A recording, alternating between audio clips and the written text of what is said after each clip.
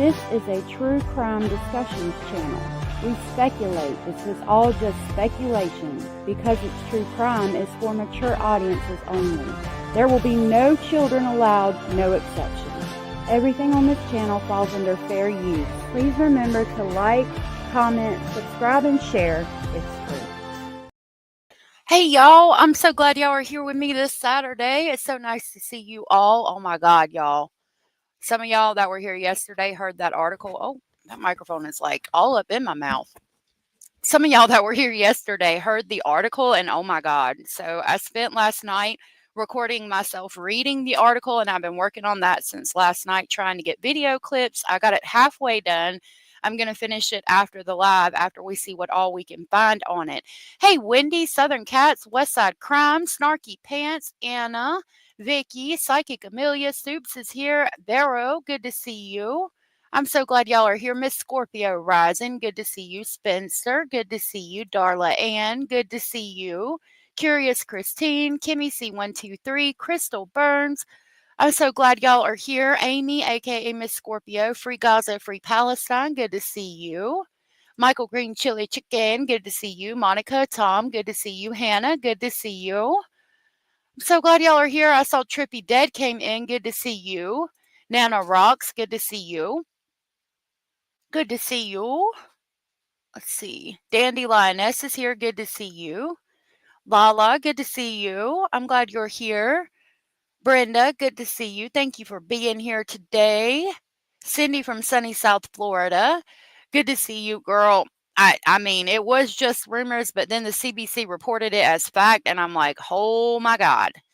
Junie Jen, good to see you. And Jeepers Creepers, good to see you. If I missed you, if you comment, I will make sure to shout you out. Oh my goodness. Cuban Dolly, good to see you. And Bruce Banner, good to see you. Miss Cindy just gifted 5 memberships right out the gate. Thank you so much. That was so very sweet and supportive of you, and I really appreciate that, Miss Cindy. Those memberships went to 1-800-FRAUD-BUSTERS, Christina Lovett, Curiosity, Furry Pesto, and Mystery Sky Crime Talk. If you were gifted from Miss Cindy from sunny South Florida and you are aware you were gifted, please tell Miss Cindy thank you. Thank you so much. I will grab the crazy train to pick y'all up on the way to Speculation Station. I'm going off the rails on a crazy train. Thank you so much. I'm going to go ahead and put that banner up. I saw that Mark came in and Crime Wars. Fatbox the God. Is that who you are? Are you Fatbox the God? Oh, Lord, that one. Is he real? I mean, I don't know. He was asking about the bail on Monday being changed, so maybe he got out. That was funny. Yo, what's up? Blue Jay, good to see you. All right. So I did pin the link at the top for today's live stream because we're all just going to kind of hang out and talk about this. I pulled what clips I could. Candace, is there a Candace? Oh, Candace. Or okay. Canadianness? I'm probably slaughtering that, but thank you for being here. I pulled what I could to get the video put together as good as I could, but when I got to the part about kind of like, you know, what I always thought was rumors and speculations, I stopped to see what we could find today. So I'm going to pull this video up so that we can go ahead and get started talking about it. And if anybody wants to come up, the link is pinned at the top of the chat box. I'm going to put a different background so you can kind of tell what's the video and what's present time. There we go. All right. Wait, it's Saturday. Yes, it is Saturday. All right. So let's get started. The Globe and Nail on Jack and Lily Sullivan, and it's a 24-minute read through AI. So I'm going to kind of skim through it and give you some important information. But y'all, like when we were listening to this article today in the live, all of us were like, no, what? It is, whoa. Y'all, like all of these things that we've been hearing, all the rumors and things, it's true. I couldn't believe it. Whoa. So the article is titled A Picture Emerges of Missing Children's Lives, but Not Their Fate. Months later, there are still few answers about what happened to Jack and Lily Sullivan of Nova Scotia, but trauma and stigma have left their families and community further apart. Underneath the photo, it says, at her home in Middle Musquodoboit, Nova Scotia, Lily and Jack Sullivan's paternal grandmother, Belinda Gray, keeps a photo of their first day of school in September of 2024. Like all The of them. children were reported missing to police on the morning of May 2nd. The article reads, deep in the middle of Nova Scotia, far from its quaint coastal towns, sits Lansdowne, a hamlet of around 100 people in a cellular dead zone. It is surrounded by Queen Olive. endless spruce forests, bush like razor wire, and bogs that breed swarms of black flies. The article continues to tell us about the area. Like many fated settlements across the Maritimes, Lansdowne reached its peak more than a century ago. About 150 kilometers northeast of Halifax, it was once a busy railway stop, bustling. All of these pictures are what I found on Google about the area. I love old pictures. I think these are so cool. This is from George O. Hankshaw or Hank something General Store, which I found really cool. With Scottish immigrants who dug iron and copper mines deep into the hillsides. Maybe. Today, those mine shafts are abandoned. One lone train a day cuts through the community with a melancholic blare. Most of the people here live a quiet, rural existence in secluded homes scattered along backcountry roads that only the locals know, where chickens and large dogs roam free and the rusted skeletons of old vehicles sit marooned in the dirt. There's all of Daniel's vehicles. So, Vero, we don't know if they did anything to them, okay? Because if, that was a known fact, then obviously there would be an arrest. But it's been kind of confirmed that Daniel's doing some shady shit. And I always liked Daniel. I was like, I really don't think Daniel had anything to do with it. We get to learn a lot more about the home life, what exactly went down when Malehya left, drug use. It's crazy what the CBC dropped in this here article. It's absolutely insane. And we've heard a lot of these things online, okay, but it's kind of speculation. I can't tell. I don't know for 100% fact that it is actually Daniel or Belinda or any of the family that go in these chat rooms online. So I've been, take everything with a grain of salt. All the things on Facebook, it's been take it with a grain of salt. But the CBC dropped this article and they're reporting it as fact. So it's like, wow. You get a lot better idea of what exactly was going on. Much like American Appalachia, this once prosperous corner of Pictou County is now economically stagnant. 1 in 5 children live in poverty, higher than most other counties in the province. It's here where the lives of Lily and Jack Sullivan were implanted 2 years ago to a rundown trailer set back from Highway 289 with their pregnant mother and stepfather. They needed a place to live, and their step-grandmother, who owned the home, welcomed them to live with her. I love that picture. I found it on Google last night. She'd probably get mad at me, but I think it's hilarious. A rundown trailer set back from Highway 289 with their pregnant mother and stepfather. They needed a place to live, and their step-grandmother, who owned the home. Look at that picture of her. Oh, my goodness. Snarky said, I wondered about the dog too, but it seems like there would have been evidence left on the ground that they might have found. Pardon me, I was eating a Kit Kat. They talk about that in this article, Snarky Pants. Hold on. Okay, I apologize. I was eating. I'm sure y'all didn't want to hear that. Vera said, yeah, my theory since day one was that something happened to them, or maybe accident or not, and the mom and stepdad disposed of them, but I don't know what is true yet. I mean, I'm starting to lean that way now. Daniel Martell has opened his mouth to many lies, different stories, and he just doesn't want people to know what really happened to Lily and Jack. And Daniel wants to be in the spotlight. I could agree with that. She was very animated. She absolutely was. Hey, Miss King. I always thought that a family member took them for their well being. That would be like the best outcome out of everything, but I'm not so sure.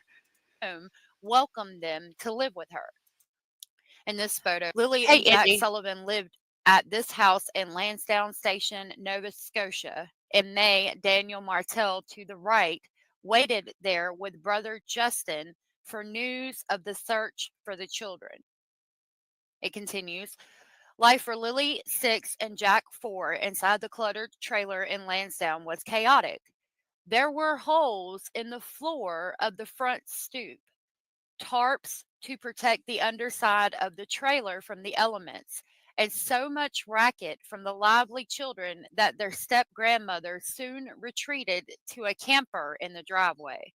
Their stepfather, Daniel Martell, who is 34, with pale eyes and ropey arms, worked at the local hardwood mill. Their mother, Malehya Brooks Murray, who is 27, a member of Spikanaktik First Nation with chin-length dark hair, stayed home with their baby Meadow. Inside of the mobile home, a large wood stove filled up most of the living room. The kids' artwork was pasted to the kitchen wall next to the sliding patio door that led to a yard where they spent hours playing next to the chicken coop. Lily chatted away to her dolls and stuffed animals. Jack turned over rocks and pieces of wood in search of bugs and worms. Outside the fenced backyard and up over a steep embankment, the children sometimes played in a small fort nestled beneath the boughs of spruce. It was like their own little dream world. Just right up here. The kids have a little fort that they made out of sticks and fir branches, and that's where they go. You can see them and hear them. Most days, Lily and Jack hopped on the bus to attend Salt Springs Elementary. So it's going to give us a breakdown of everything, which is good for anybody coming in that doesn't really know the case. And it's going to give us a refresher. And then we're going to get into all of the things that have been alleged to be rumors that might be true. Hey, Lori, good to see you. Everybody coming in, good to see you. Yeah, it is strange descriptives of the parents, but there's a reason. Long and skinny, ropey arms. I don't know. It was part of the article. Sade said, I don't even know what to think. Nothing is making any sense. What I do know is mom is not acting how I would expect a mother to be, just sad all the way around. I agree. Rural school about a 20-minute ride from their home. Jack, smaller than his peers, was strapped in at the front of the bus next to his sister. The morning the children were reported missing, the big yellow school bus rolled past the mobile home without stopping for a second day in a row. Jack and Lily were usually standing by the side of the road waiting to be picked up. But earlier that morning of May 2nd, their mother had marked them absent from school at about 6:15 a.m. Both parents have said it was because Lily had a cough. Now, she marked them absent by calling the school message system from what was said, and she left a message basically stating that they would be absent. Cuban said ropey like those giant inflatable balloon things with the giant arms in front of car dealerships, or ropey as in skin. I don't know. Now I'm picturing Daniel Martell with arms like those things that fly around. Lord of mercy. Yeah, probably skinny. The sky dancers, yeah. Or maybe because he has his arms crossed close together. Probably skinny, if I had to guess. They say they heard the children playing in the next room while they dozed in the bedroom with their toddler. Daniel said he saw Lily pop in and out a few times. At about 9:40 a.m., the couple says they awoke and realized the kids were gone. Quote, they were outside playing, but we weren't aware of it at the time. And the next thing we knew, it was quiet, unquote. She told CTV Atlantic, quote, we get up and I tell my partner, Daniel, do you hear the kids? And he says, no, instantly.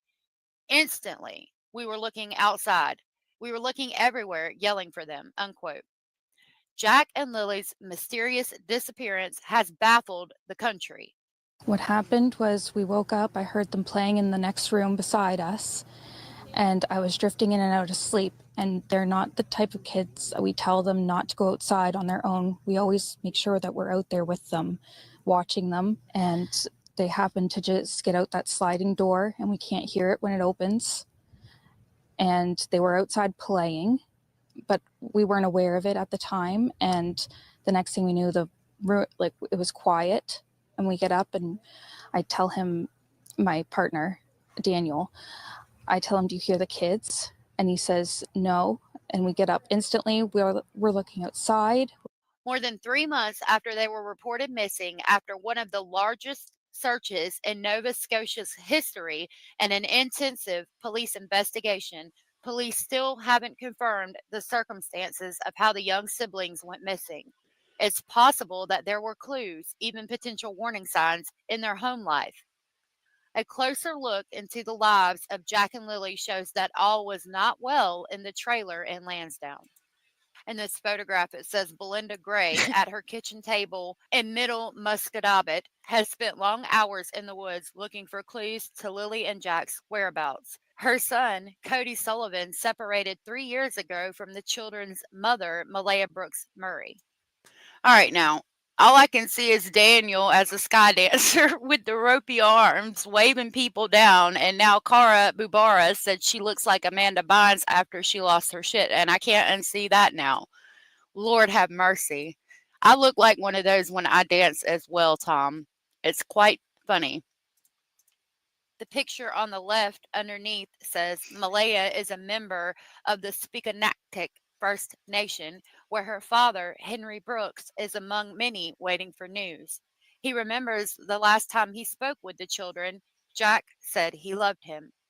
Okay, as far as the names, I looked up how to pronounce them, so I was trying to show as much respect as I could. It sounds kind of weird now listening back to it, but I was trying to say the names the correct way, so I apologize if that's a bit weird. Or if I sound a bit weird saying it, I should say. On the right, Daniel Martell is on stress leave Hey, from Abraham. his job at the hardwood mill.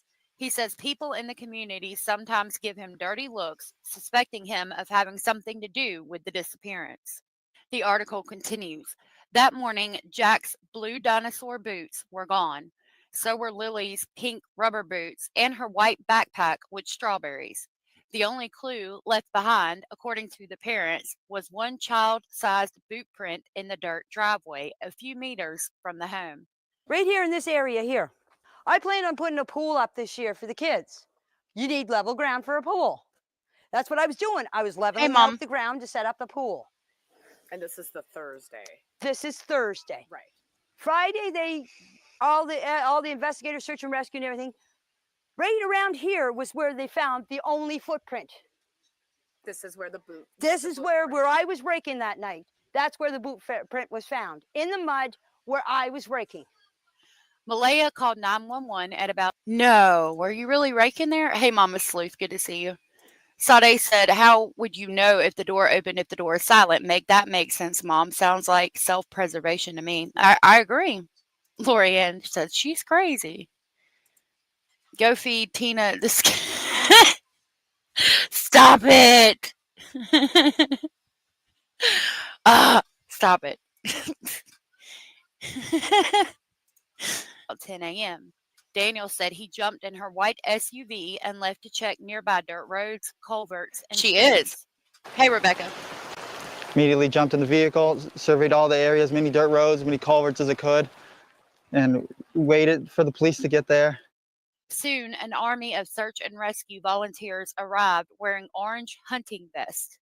They fanned out, conducting a grid search in the swamp and thick woods around the home. Drones and a helicopter scoured overhead. A police dog on a leash with a handler set about the yard. Okay, Hannah pointed out she's a self-confessed hermit, so she is probably socially awkward, in my opinion, explains her behavior, and I agree. And they talk about how she's a self-proclaimed hermit in this article. I'm kind of odd, socially awkward in public as well, believe it or not. So I get it. It's just funny how animated she is. Like, I do agree about that. Well, a lot of people have said, who does that when they're doing a pool? And actually, Mr. Speculating, he poured concrete for like 25 years. And so when we had the pool, because it was on a slope, he went out there with like string and like pieces of 2x4 and was like making sure everything was level. And he made it like to where it kind of dipped down in the middle. So it'd be a little bit deeper. So, I mean, I get it, trying to make the pool fun for everybody. I don't think it's that weird, honestly, but she is a very animated person. Police combed every inch of the property. They rummaged through the mobile home, reached inside a hamster cage, tore apart a brush pile, unzipped the suitcase lying in the middle of the yard. They opened the top of the dryer at the end of the driveway and peered into the chicken hut. They searched the camper van where Daniel's mother, Janie McKenzie, lives 3 times.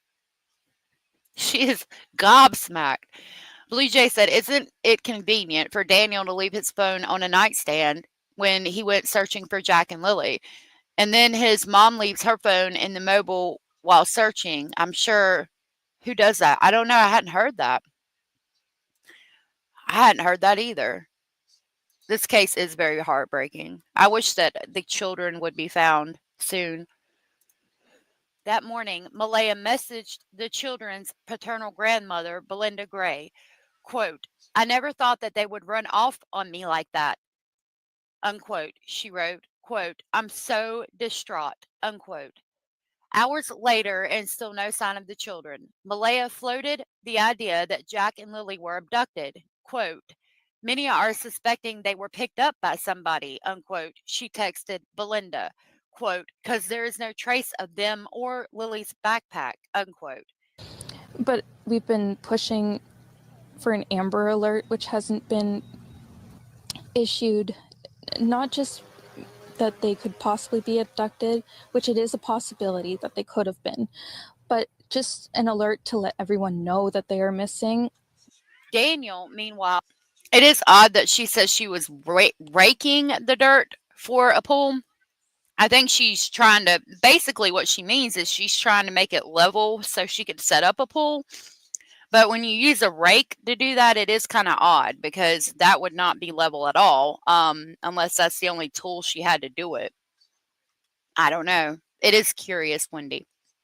One child has an accident, okay, but 2 accidental, I don't know, y'all. I've never proclaimed this before, but this time I think they sold the kids. I hope not. Well, she could have been. I don't know. I mean, we don't know anything that happened as of right now, but I don't know. Who does that? No communication whatsoever with 2 little kids are missing. I know why. So their movements couldn't be tracked. You think so? I mean, I think the police would have tracked anything. Honestly, I don't think that in this day and age with technology as it is, I don't think that they could have got away with much without the police knowing. Honestly. That's my thought on it. Hey, Rachel, it's difficult to issue an Amber Alert when there's no suspect vehicle. And they did put out a community alert. They did. A rake, you can use a rake to level? Okay, I don't know. I appreciate that. Was tearing through the woods on foot and wading in streams, telling people he was moving faster than the police helicopters. Even in the first day, even with me running through the woods, I was ahead of the helicopters and ahead of the drones and stuff like that, screaming as loud as I can. That day, carloads of family members pulled up to help search. In the mid-afternoon, a non-encrypted radio channel crackled with voices of emergency responders. Quote, "Families brought us to a location there, not far away, that there's a piece of a blanket which the mother says she believes belongs to her daughter," unquote. I don't know why I get so loud at some parts and then not very loud at other parts. I apologize about that. I need to figure that out. Radioed an official. Emergency responders dispatched K9 units to the site.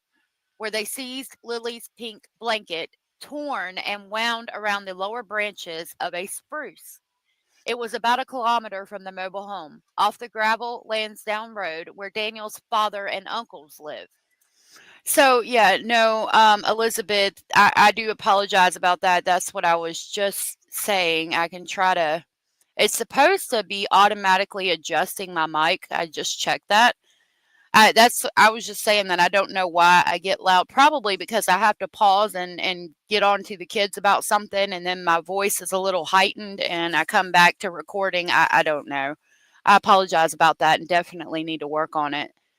Um, yeah, I need to read it all in one voice level though. I really got to work on that. Cara said guilty parents of missing kids always have a piece of evidence. Yeah. And I would think they found it by now. Miss Scorpio Rising, thank you so much for gifting a membership. That was so gifting 5 memberships. That was so very sweet and supportive of you. And I really appreciate that. Those went to Duvy. I'm not even going to try that one.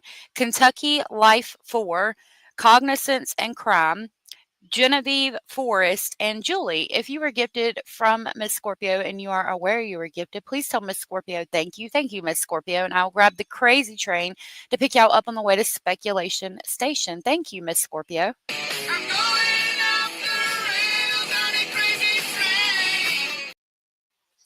Thank you so very much. That's a crazy train riding by the house in a not so very melancholic sound. All right, back to the article. The road runs deep into the backcountry, connecting with dirt roads that snake further into the wilderness to remote lakes, backwood dumps, and clear-cut tracts of land. When a police officer asked Daniel about the pink blanket, he said it wasn't Lily's at first. In the picture to the right, it reads underneath, Daniel says a child's boot print was found on the spot marked by this blue pipe, a few meters from the camper where his mother lives.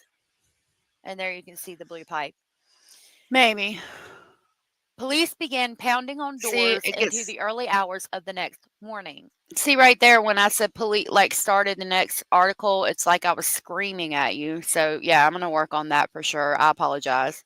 They came to the door of Daniel's father, Hey, Earl Allie. Martell, a retired tire plant worker who lives atop a hill in a bungalow he built himself 40 years ago.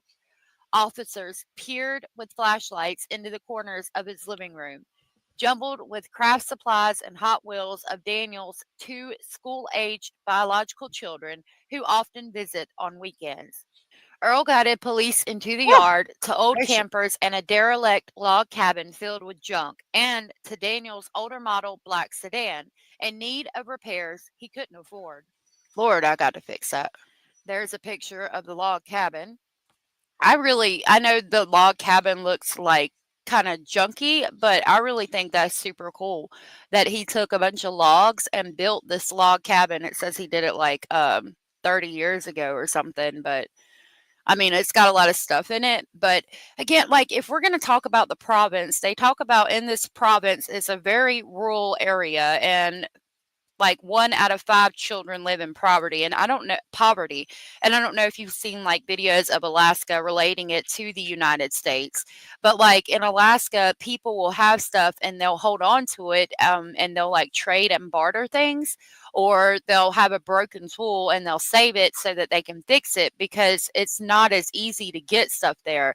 And I'm kind of thinking that like that's kind of what's going on here. Like he's got all this stuff here, but like this little Hot Wheels, it looks like a snowmobile or something. Like he might just need a part for it that he's trying to fix, and this is a part to a car. Like that's what I see, and when we consider the state of the province and how everybody talks about it, I think it's very possible that's what's going on.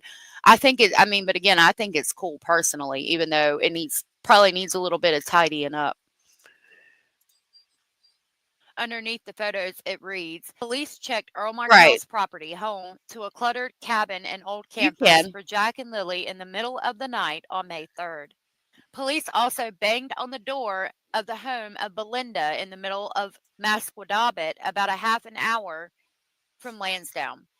They were looking to talk to her son, who had been living there for the last 9 months after losing his roofing job. couple of cop cars pull into the driveway. The lights wake me up that I'm a fairly light sleeper, so I see the cars pull in, so I knew what it was. So they come inside. They only stood in the kitchen. They wanted me to wake Cody up, and they wanted to know when was the last time he had seen the kids, and that they were just making sure that the kids weren't here. But Cody's so Blue Jay said, "How did they get all that land in Canada? They were not born there, Janie or Earl. I don't know. They could have went up there and somebody purchased the property and then it's been passed down.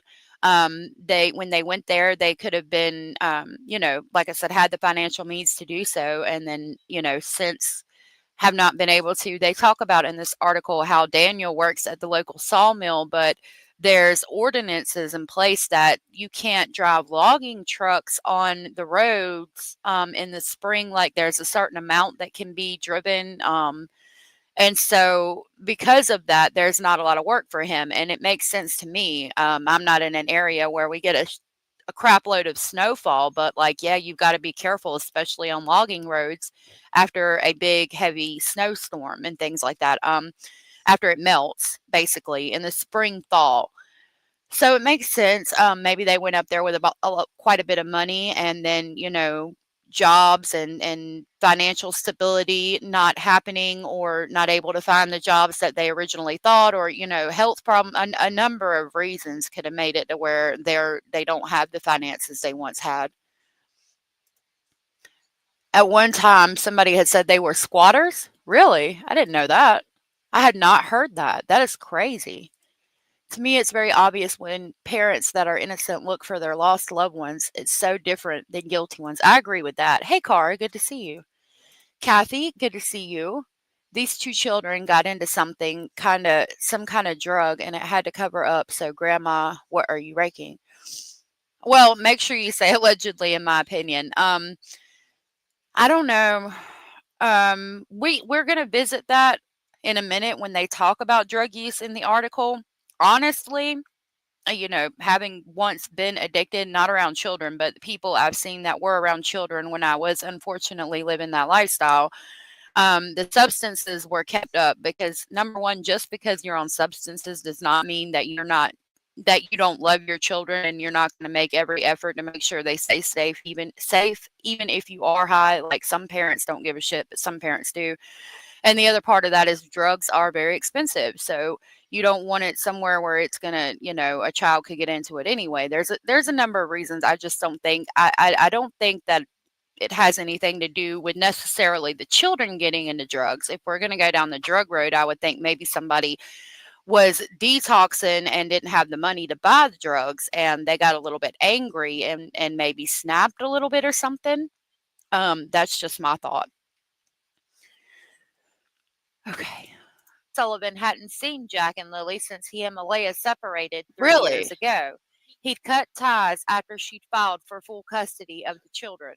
Over the coming days, police returned twice more to interrogate him and take photos of his vehicles. Through the night, search and rescue volunteers combed the woods, and helicopters and drones that can detect body heat scanned overhead. Malehya was up too, texting with Belinda. Quote, "I have reason to believe they may have been taken by someone," unquote, she wrote. Quote, "They should have found them by now if they were in the woods," unquote. The next morning, Belinda set out to help search for her grandchildren. As she drove toward the trailer on 289, past the trail of orange traffic cones, it hit her where she was headed. Over the last 2 years, Malehya had distanced herself from Belinda. Hey, Lola's mom, good to see you, and thank you. That was such a sweet compliment. I appreciate that. Anders, good to see you, but I think Daniel took every course that CPS wanted him to take. Yep, that's in this article, and we're going to talk about that too. You're absolutely right, Anders. These two and their stories remind me of Jen and Stefan, in my opinion, sketch as fuck. You think so? Abnormal. So many cases we can point to. Diane Downs, Chris Watts, Jen, that lady from Texas, darling. Yeah. Hey, JoJo's. How you got a clone? I can use one of those. Too much work for one. Oh, yeah. I appreciate that. It's good to see you, love. She stopped bringing the children to visit. later explaining that Daniel was jealous and he didn't want her going there or giving out the address. The grandmother said she had never been invited to the house. Until she showed up to help in the search, Belinda didn't know that this was the home her grandchildren were living in, a home that she'd noticed multiple times on her way while driving to Halifax. Quote, wow, wow, unquote, she said she thought as she stepped inside to speak to Malehya. Everything she saw, from the junk strewn yard to the cluttered kitchen, was the total opposite of the neat and tidy woman she used to know. Queen Oliver thing, good to see you, love. After seeing the place, seeing the condition of the home, it was like the total opposite of what I knew of Malehya. She was always clean, very clean about herself, about the kids, about her home. This home looked more like a camp. Now, I don't know if it's from all the people that were there because I didn't show up till the day after, but it was very unkempt. I was pretty surprised. Even though, okay, so that was important to me. Westside said, "Oh my God, your grandmother didn't even know where they lived." You are correct. She did not know that they lived there, and they had been there for 2 years. And it's important to me that she makes sure to say that she doesn't know because there was a lot of people there. So it could have been just untidy because there was a lot of people there, almost like she's trying to cover up for Malehya, or give her a little bit of grace. When people do that, it makes me believe a lot more of what they're saying, because she's saying, to be fair, I wasn't there before all of these people got there, and I didn't see it beforehand. So some of it could have been from them. Like, if that makes any sense to you, she's not saying, oh, I know that it was dirty, it was nasty, it had been that way for a while, even though it probably was obvious that it had, if that makes sense. No, Lola's mom. This is Jack and Lily Sullivan, missing out of Pictou County, Nova Scotia, Canada. Indie girl, good to see you, love. A name here, good to see you. I'm glad that y'all are here. Though she'd heard it once before, she needed to hear it again. Right. What happened? She asked. Malehya opened the low, rumbling, sliding patio door in the kitchen, demonstrating how she assumed the children quietly left the home while she and Daniel were sleeping. So this is the patio. This is the patio door that Jack and Lily would have. that Jack and Lily came out of.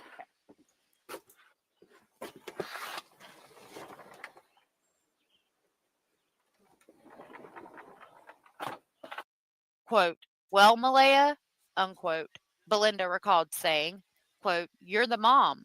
You know these kids better than anybody. So where do you feel they'd go? What would take their interest? What direction would they go? Unquote. She had no idea. So, like Cindy pointed out, Malehya could have been suffering from postpartum depression and overwhelmed with 3 kids, one with special needs, possibly 2, as in Jack and Lily, and I agree. And she also talks about how Daniel was controlling and didn't want her giving out the address and didn't want her going anywhere or seeing Belinda, who I'm sure was very helpful when it came to Lily and Jack. Sometimes you just need a break. And they go more into her relationship, talking in text messages. I don't know if it said it yet, but she had been trying to leave Daniel for a while.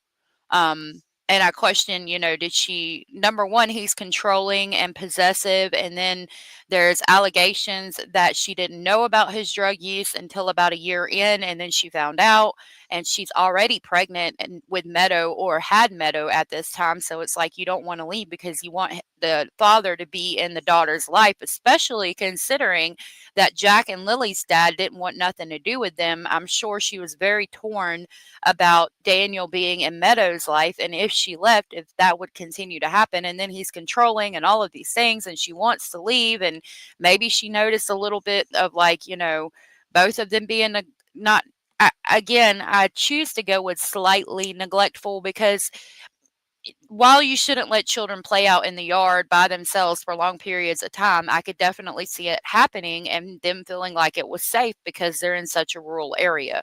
I don't think it's necessarily neglectful. I just, think you should keep a better eye on them. So it's kind of slightly neglectful, but not necessarily all the way neglectful, in my opinion. Francis, nice to meet you. Why didn't CPS remove children from the home? They are all guilty. Obstructing justice is a crime. Do not let Meadow. They're going to talk about CPS being involved too, and I have the same questions, and Belinda does as well. Under these photos, it reads, Lansdowne Road, about a kilometer from Jack and Lily's home, is where police seized Lily's pink blanket, which has been sent for forensic testing. The roads around the children's home wind past an array of rural properties, train tracks, a natural gas pipeline, and a small lake. Are these guineas? These birds right here? I'm just wondering. A friend of mine had guineas, but they didn't look like that. So I was wondering if I figured one of y'all could tell me what those birds are. Cara said, but Grandma passed the place all the time and knew the trailer. How secluded could it really be? True. She said she goes by there going on the way to Halifax. I didn't even think about that. If they played in the backyard, I mean, it's pretty offset from the road. We'll jump over here just real quick because I pulled up my images from the many times we've gone over this case. If they're in this area right here, I mean, the road is like way up here, probably like way up here somewhere. So, I mean, if you're inside and you're walking to that window to check, kind of frequently, you would feel safe with the children playing back here. Plus, his mom's right here in the trailer. So, I don't know. I don't know how well the road is traveled, but you pointing that out has, made me think about it again. I wonder how many people traveled down that road and could have seen them. Turkeys. Really? I don't know. They don't have the tails. Is it female turkeys? It does look like it's her. That one does, but where are their big fluffy tails? That's interesting. Thank you. Roxanne, good to see you. She had a way out when Daniel was at work, but obviously she didn't want to leave, and her and Daniel should be behind bars till the truth comes out. Well, you can't arrest somebody if they really didn't commit a crime. I think that if they did, the police will be on to it, but I am starting to question Daniel, whereas I never did before after hearing this article. Boomer, good to see you. It appears both parents were inattentive. The man of the house failed to keep a safe and protected environment. The kids were probably behind because they weren't taught. I agree with that. Hannah said, I heard in Canada, because of the rural nature, a lot of the country, it's rare for CPS to remove children because they take into account the different lifestyles. That makes sense. That makes sense. I was thinking, are they guineas? But I mean, the one has a face like a turkey. If you look real close right here, that one does kind of look like a turkey. They don't look like the guineas I saw that my friend had at one point. Hey, Crystal. There's a video of Daniel's dad speaking about Daniel being responsible. I don't know. Could be anyone saying anything, though. Interesting. Interesting. That day, search and rescue teams trampled through the woods, rolling ankles and plucking ticks from their skin. Malehya stood on the side of the highway in front of the local television camera. Quote, it's been raining and they're probably soaking wet, but with the sun today, I'm hopeful they're feeling warm, she said, swallowing back tears. It's been raining and they're probably soaking wet, but with the sun today, I'm hopeful that they are feeling warm. We're all filled with pain and sorrow because we just want them found. We want them home. Everyone loves them.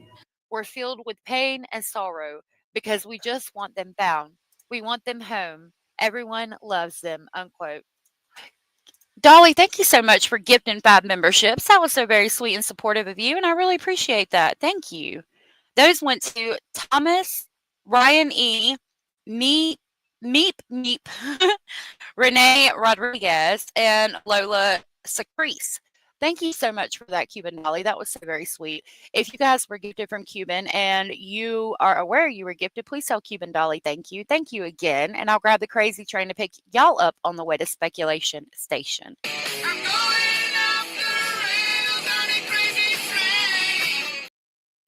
Thank you so much. Baby peacocks. Oh, maybe. Aw. I love how y'all like to see everybody green. That's so sweet. Thank you. Hey, Teresa. Good to see you. She also took to Facebook pleading for police to issue an Amber Alert, a national public alert to help locate abducted children. Quote, I want my babies home. My children are not shy to strangers and will go with anyone. They don't understand stranger danger, unquote, she wrote on May 3rd.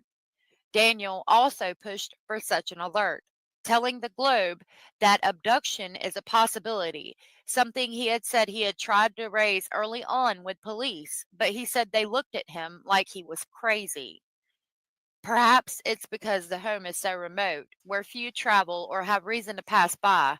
Also, Nova Scotia police require specific criteria to activate an Amber Alert, including a description of the child, abductor or vehicle, and reasonable grounds to believe an abduction has occurred. In this case, RCMP have repeatedly said they have no such evidence. And we've looked that up. We've looked that up several times, and they didn't have the criteria needed. But I think just like when we talk about the Travis Decker situation, that needs to be changed. Wendy said in the video of Jack's party where Daniel was looking at Lily scream, my mom gave us that look when we were out in public. It's gonna whoop your ass when we get home look, in my opinion. When I saw that video, I didn't see that, but I'm going to see if I can find that again. I know there was a short clip. I'll see if I can find it. He seemed calm the first time I saw it, but it has been a while and maybe I didn't notice something. So I'll try to find that so we can talk about it. Hey, Super O and AJ, good to see y'all. Glad y'all are here. And Kalisa, good to see you. Can I show the birds again? Yeah, hold on. Let me see. We're at 1908. Hold on. Okay, right there are the birds. I'll try to make it bigger. They look like they could be turkeys in the front, but maybe peacocks. I don't know. I don't see any big fluffy tails. That looks like a rooster. All right, I'm going to go back to where we were at. I'm going to go to every airport, all the airports, and intake for different provinces. PEI and New Brunswick, unquote. Daniel said, breaking down crying. Quote, they will go with anybody because they're undiagnosed autistic. They will go with anybody. As long as you offer them food or water, say, I'll take you home to mom or dad, and they'll immediately get with them, unquote. Now, I can't find a news clip of Daniel saying that, but I am looking. They're pheasants. See, I would not have got that. I want to get some of them. That's why I was wanting to know what it was. Turkeys in the front, ducks in the back. Hey now. Blue Jay said, I was thinking maybe they did run away because they were in trouble and didn't want a spanking. Mad at them, Malehya and Daniel. I think that's a possibility. Jeepers creepers. The rumors were true. They are. They are. Believe it or not. How does he know they'll go with anyone if they offer food or water? Has someone taken them before? I don't understand that. I guess just speculating, but it is kind of suspicious, Lala. You also have to take into account that at least one or both of the kids were neurodivergent. Allegedly, JoJo, it's a lot more difficult to teach neurodivergent children, in my opinion. It is. I have a neurodivergent child, and it is a lot more difficult. It's difficult because I could teach her something. I mean, let's use something easy like how to spell the word cat, okay? With her, I could say, okay, we're going to talk about how to spell the word cat today. To spell the word cat, you say C-A-T and have her repeat it and go over. I could go over it with her for freaking 5 hours. C-A-T, that's how you spell cat. C-A-T, this is a cat. The C makes a K sound. The A makes a ah sound. The T makes a T sound. I could do that for 5 hours. Ask her 30 minutes later, and she would not be able to tell me how to spell the word cat. So it is more difficult, and it could be why they're behind, but there was a lot more questions about it that we're going to get to in the article. Pheasants are beautiful birds, classic game bird, and very good to eat. That they're if whatever they are, they're very pretty. Under the picture, it reads, while the search team continued their work from this base camp in Lansdowne Station, Malehya Oh, and Daniel really? Martell pressed police to issue an Amber Alert to look for tips from further afield. It was late afternoon that Saturday when Daniel and Malehya's relatives began to turn on each other.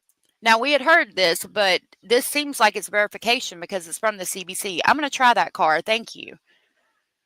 When I was 23, I had $3 under the age of 5. At one point, I had 3 kids in 3 different schools in 3 different towns because they all had different needs. Oh, wow, Lala. I'm glad you went out of the way to make sure that they got what they needed. You're an awesome mother for that. Hey, Glitter, not Peacock Skinny. Maybe someone could have picked them up. Lily and Jack looked like they wasn't very healthy and being so tiny and skinny. That's talked about too. In the dooryard of the trailer, a discussion about meth use in the home led one of Malehya's family members to hurl an accusation that Daniel must have something to do with the children's disappearance. The charge ignited a blaze of angry words. Eventually, Daniel's mother, Janie, ordered some of Malehya's family members off of her property. Just up the road, Daniel and Malehya waited at the search and rescue headquarters for an update from police. So that's verification that Janie told them to get off of the property and leave her yard because they accused Daniel of using methamphetamine. Hey, Amy, turkey vultures. Interesting.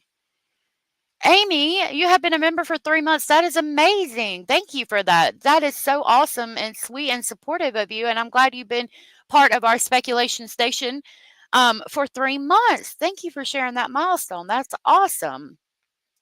Oh, well, there are some kind of birds and they look nice and plump and good to eat. That's what I'm thinking. I'm like, I'm going to get me some of them, whatever they are. It was around supper time when officers pointed out the maps where searchers had been. Suddenly, Malehya said she wasn't feeling well. She walked out with Meadow on her hip. In the back of an ambulance, Malehya sobbed uncontrollably. Her mother, registered nurse Cindy Murray, at her side. Daniel pleaded with Malehya to speak to her alone, but her mother stepped in front of him. Quote, Cindy, get the fuck out of here, unquote, Daniel recalled saying. Can you believe that? Daniel said to Malehya's mom, Cindy, get the fuck out of here. So again, in the back of the ambulance, Malehya sobbed uncontrollably. Her mother, registered nurse Cindy Murray, at her side. Daniel pleaded with Malehya to speak to her alone, but her mother stepped in front of them, kind of in between them. And at that point, Daniel says, Cindy, get the fuck out of here. Like, what? Really? I understand tensions are high, but good gracious. Women hustled to Cindy's car, strapped Meadow in, and sped off down the dirt road. Quote, I love you, unquote, Daniel called out to his child through the rolled up back window. It was now at this point, Malehya's leaving Daniel, and she's probably kind of scared and upset because, like I said, Cody, when she left him, didn't want anything to do with Jack and Lily at all whatsoever. And Daniel's freaking out because he's scared it's going to be the last time he sees his daughter Malehya.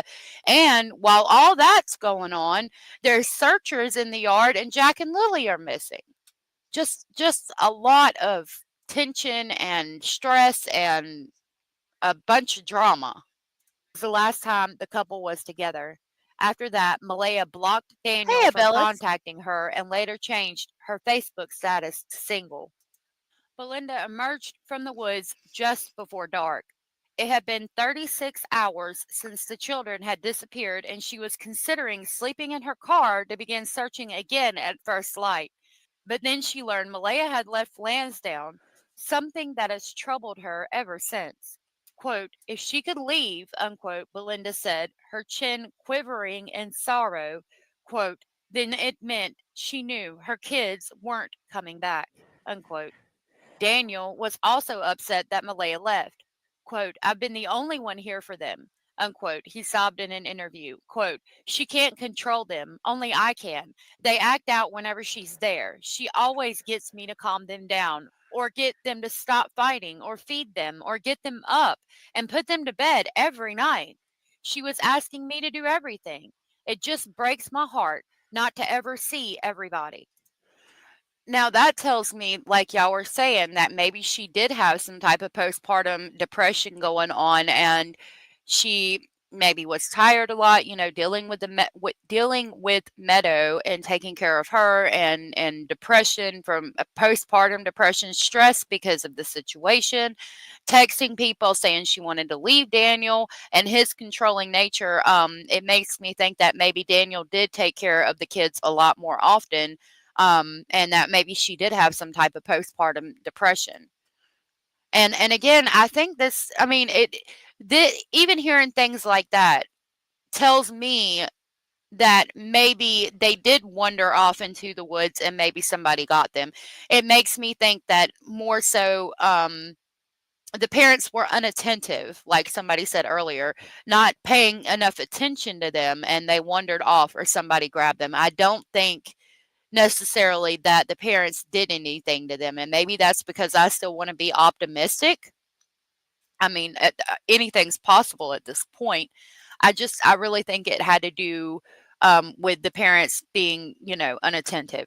Julie, this is from the CBC, and that's part of why I'm so blown away by it, because they're laying out a bunch of things that I had heard as rumors. And I mean, if CBC's putting it out as fact, I'm going to trust it and believe it. So they've got evidence to all of this, and this is just the beginning. It gets way worse. In the photo, it says the searchers marked trees near the children's house with tape as they fanned out through the woods. The day before the children were reported missing, the Mounties say the children were observed in public with family members. It was the last time they were seen by anybody outside the home. I need to find a better clip of that. Cuban Dolly said that's what it sounds like. It's hard on some people. It makes me think someone may have known about them and lured them to the driveway, or just saw them in crime of opportunity, and I agree. Stoic said, whoa, yeah, allegedly speculating postpartum stuff scares me. It's really serious. It is. It is. It's very serious, and it's not seen as serious as it should be sometimes. Rebecca thinks that the children are no longer on this earthly plane. I hope they're still alive. Statistically, they're probably deceased, but I hold out hope. Malehya snapped and hurt her own babies. What I keep thinking, I know she's not dealing with postpartum anymore at the beach almost every day. I've heard that rumor too. I don't know, man. Children's house with tape as they fanned out through the woods. Whoa. The day before the children were reported missing, the Mounties say the children were observed in public with family members. It was the last time they were seen by anybody outside the home. Investigators now say 2 missing children in Nova Scotia were seen in public with family members the day before they disappeared. After gathering hours of video, the RCMP determined 6-year-old Lily and 4-year-old Jack Sullivan were seen on May 1st. Daniel, so a name here said there were allegations of the children having bruises on their face. Daniel allegedly blamed black eyes on Lily hitting her brother in the face with a toy truck. That is verified in this article, which I could not believe. Hey, Edith. Hey, Kathy. They are white African guinea fowl. Thank you for that. I'm about to write that down. I'm going to star that so I can write that down. Thank you. The chances of a stranger wandering through the rural area is quite unlikely, sadly. Yeah, I think it could have been somebody they know. But then the RCMP have given lie detector tests to like so many people. I don't know, man. Kalisa said, I agree with you. I really think they were negligent and probably abused substances involved, but not a big complicated plot either. Kidnapped because left alone all the time or wandered off accidentally. Exactly. That's what I think happened, honestly. Levine? Nicole, thank you. And yes, please hit the thumbs up. Nice to meet you.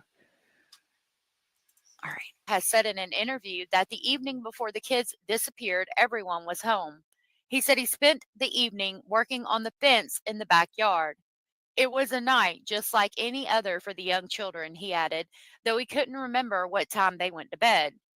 There is, however, at least one account of strange activity at the mobile home that night. RCMP spokesperson Corporal Carly McCann confirmed that police received a tip on May 8th from someone who described hearing a vehicle come and go from the mobile home throughout the night before the children were reported missing. Now we're gonna dive into this a little bit deeper. What we're about to say, real quick, I wanted to say, Lala said black eyes are not a common kid injury in my opinion. They love to bust their own chins or bump their big baby heads, but not black eyes. Could be wrong. I'm here to tell you, I have 4 children. I actually have more, but I have 4 children that are very feral children. I love them very much, and I love the fact that they're kind of feral. They play outside a lot.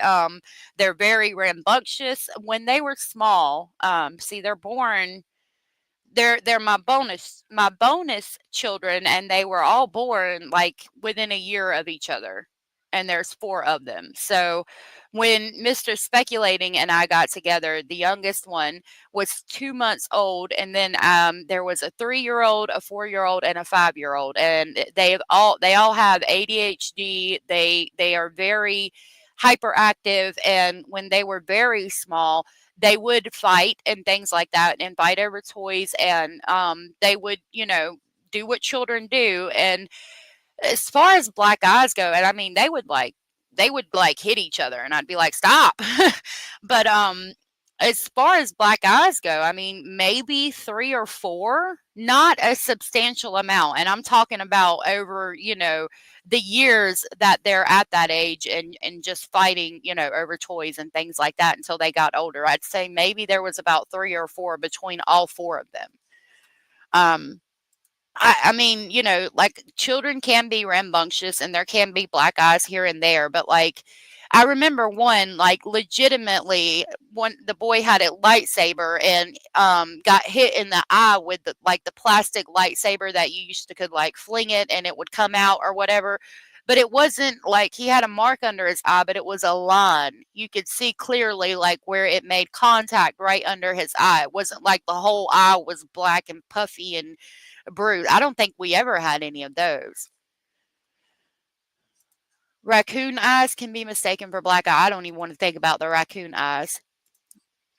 I never got black eyes really severe. Yeah, it was never anything really severe, right? That's my twins. I have a 16 and 14-year-old. All of them are different and hyper. I don't remember a black eye though ever. A cut on the lip from wrestling and stitch. Right. Like there was a few, but nothing like a whole dark, green, purple, yellow, black eye. Miss North said, how many times have we heard there's no trafficking, missing children there, etc.? That's nonsense. Oh, I've heard that it's actually a very high area for trafficking, unfortunately. Every child should have abduction as part of investigative standard, especially when there's zero evidence. I agree, Miss North. Good to see you. I broke my older brother's nose with my fist. I was 6. That's crazy, a name. No, there hasn't been any reports of anybody coming into money suddenly.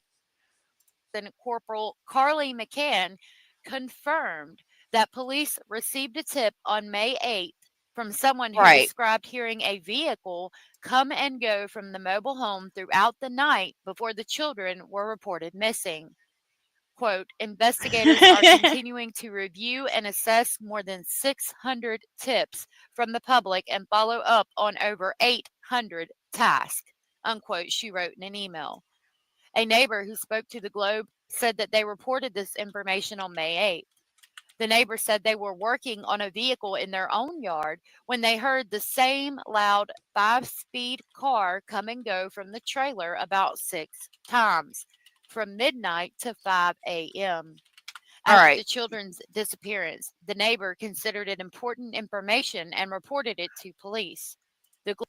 Now, as soon as I get done reading this, I'm going to talk a little bit in the video, and then we're gonna expand on this. Globe agreed not to name the neighbor because of concerns for their safety in the community. It was at this moment in the article that I stopped and was like, no, what? Y'all, with allegations of methamphetamine use and then a car coming from midnight to 5 a.m. several times. I mean, you can come up with your own speculations there. We are going to continue to discuss this article again in tomorrow's live stream. That's this current live stream. All right, y'all. So, allegations of methamphetamine use. Okay. And then we got a car with a loud muffler, probably an aftermarket muffler, coming to the house several times from midnight to 5 a.m. Y'all, I've told y'all I have a criminal past, you know what I mean? And I've done substances and things like that. Thank God I've been out of that lifestyle for about 10 years now. But while I was in that lifestyle, I never did methamphetamine. That was not my thing. But I've seen a lot of people do it. And what happens at that or crack cocaine, things like that, when you buy some and you say, I'm only going to spend this much money because I need the rest for something else. And the person gets high and then the high wears off. So they call the man back. They got to get more. The man comes back and he brings more drugs and they spend more money. And this continues on and on till about 5 or 6 o'clock in the morning. And that's usually when the dealer man goes to bed and sleeps until about 2 or 3 in the afternoon. And then, that's about time to be over and done with for the night, coming down off of your high and going to bed. It's really suspicious to me that the car is coming several times between midnight and 5 a.m. I'm sorry, but if we're talking about methamphetamine use, that tells me pretty much definitively somebody was bringing him his substances and he was smoking and then he went to bed at some time between 5 and 6 a.m. Now, the children are reported missing at about 9 or 10 o'clock in the morning. So what, 3 or 4 hours later is when we find out, what is that? Yeah, 4 hours later, the children are all of a sudden missing. Like, that's suspicious AF to me. JoJo said, if someone was doing substances, do you think they'd be driving around in a loud car in the middle of the night? Too much attention draw? No, but if the person who's selling substances has a loud car and there's money to be made, possibly, yeah. That's my thought on that. Hey, Rebecca. Scratch, good to see you. Oh, thank you, Rebecca. That was so sweet. I'm glad you're here. It was one of my dad's favorite stories. He said, I warned my little brother one of these days I'm going to give it to him, and I did. That's so sweet. Sweet, kind of, I mean, not sweet, but kind of funny. Norbeaster said, Daniel's busted now. Wonder what vehicle or vehicles were coming and going between midnight and 6 a.m. I'm wondering, too. You think there's a ransom, Liddy? Good to see you. The broke situation, the dusty broke male in the non-bio life, trafficking by Daniel has been high on the list of possibilities. Hey, AM, I don't think they were trafficked.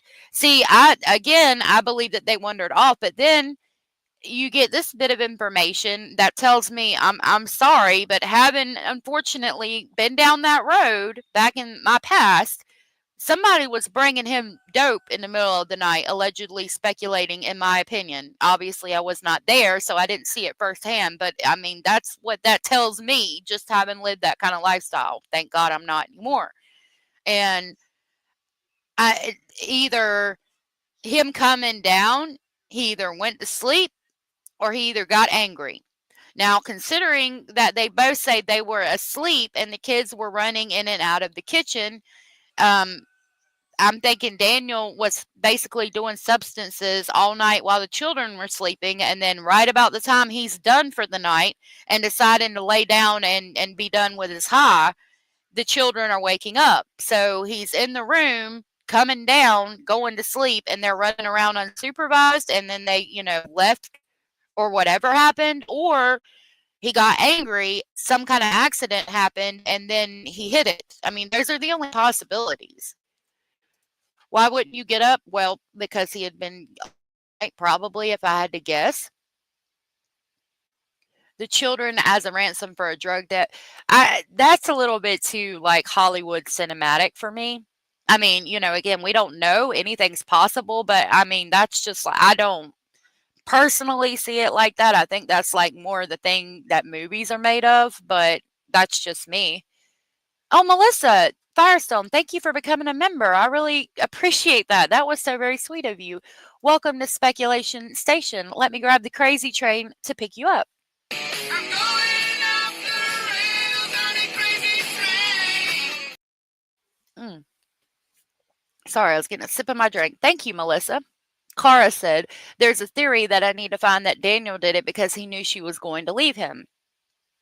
That makes more sense to me than her taking the kids and hiding them on the reservation, because that whole theory's never made sense to me. There's no reason for her to do that. They're not biologically his children. I would think more so if Meadow was missing, that maybe that could be a possibility, because she doesn't have Jack and Lily have no ties to Daniel, so therefore she could leave at any time with Jack and Lily and wouldn't have to hide it. There's nothing Daniel could do about that. However, Meadow, he could have fought for, and they go to court, et cetera, et cetera. So I think that would make more sense if Meadow was missing.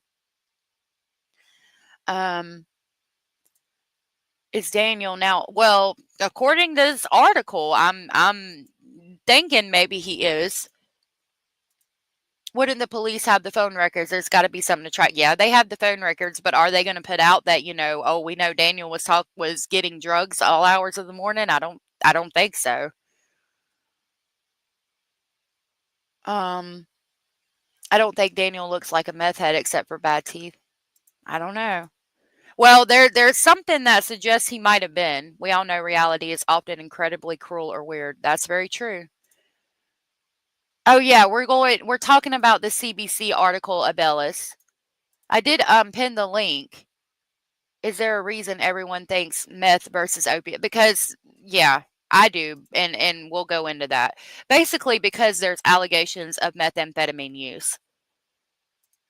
Melissa Firestone, thank you for the super chat. This is not my second channel. This is my only channel, Melissa Firestone. I don't have another channel, but if I did, it would be called Allegedly Crama, and I would talk about the true crime drama community. However, I barely have enough time to run this channel, so I don't think I'll ever make another one. But thank you, and hello, it's nice to meet you. I really appreciate that. That was so very sweet of you. Thank you so much. Yeah, the police will be tight-lipped until they're done with the investigation. Just a minute. All right, let's get back to it. I've got a lot of thoughts about this. Thank you again, Melissa. Photos, it reads, dozens of people, including some members of Jack and Lily's family, attended a candlelight vigil for the children outside the Stellarton detachment of the RCMP.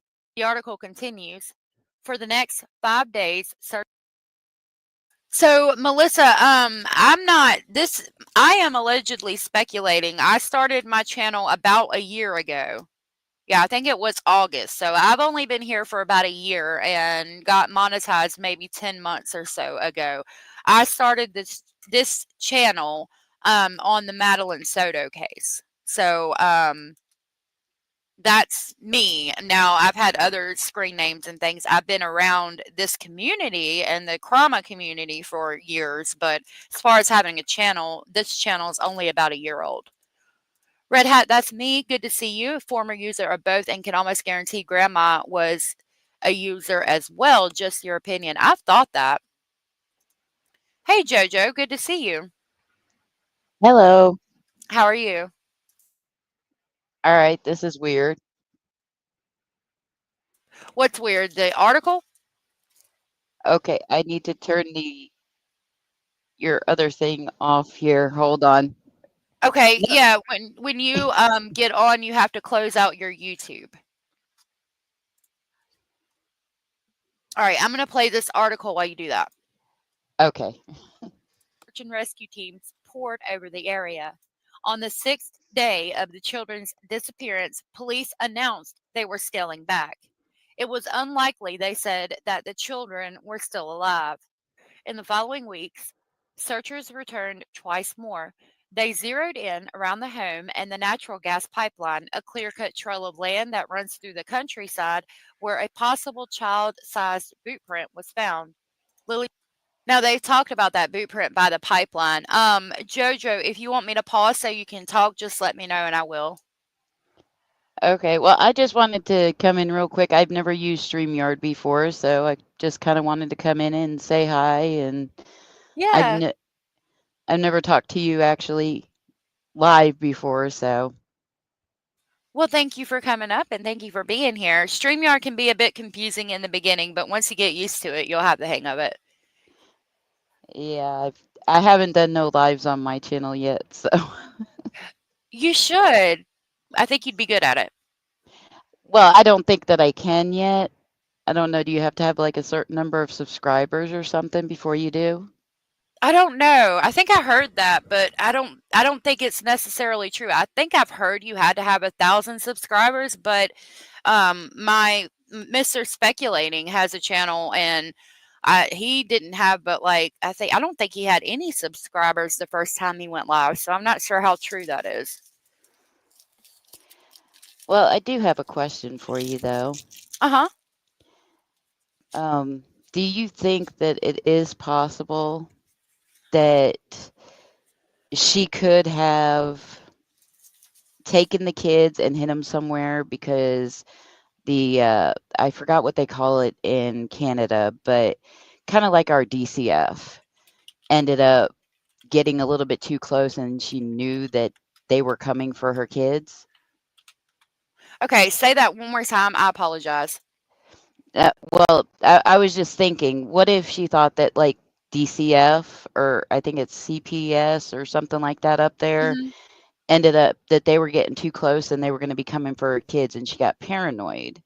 So she ended up taking and she had somebody pick up the kids in Mhm. order to hide them somewhere.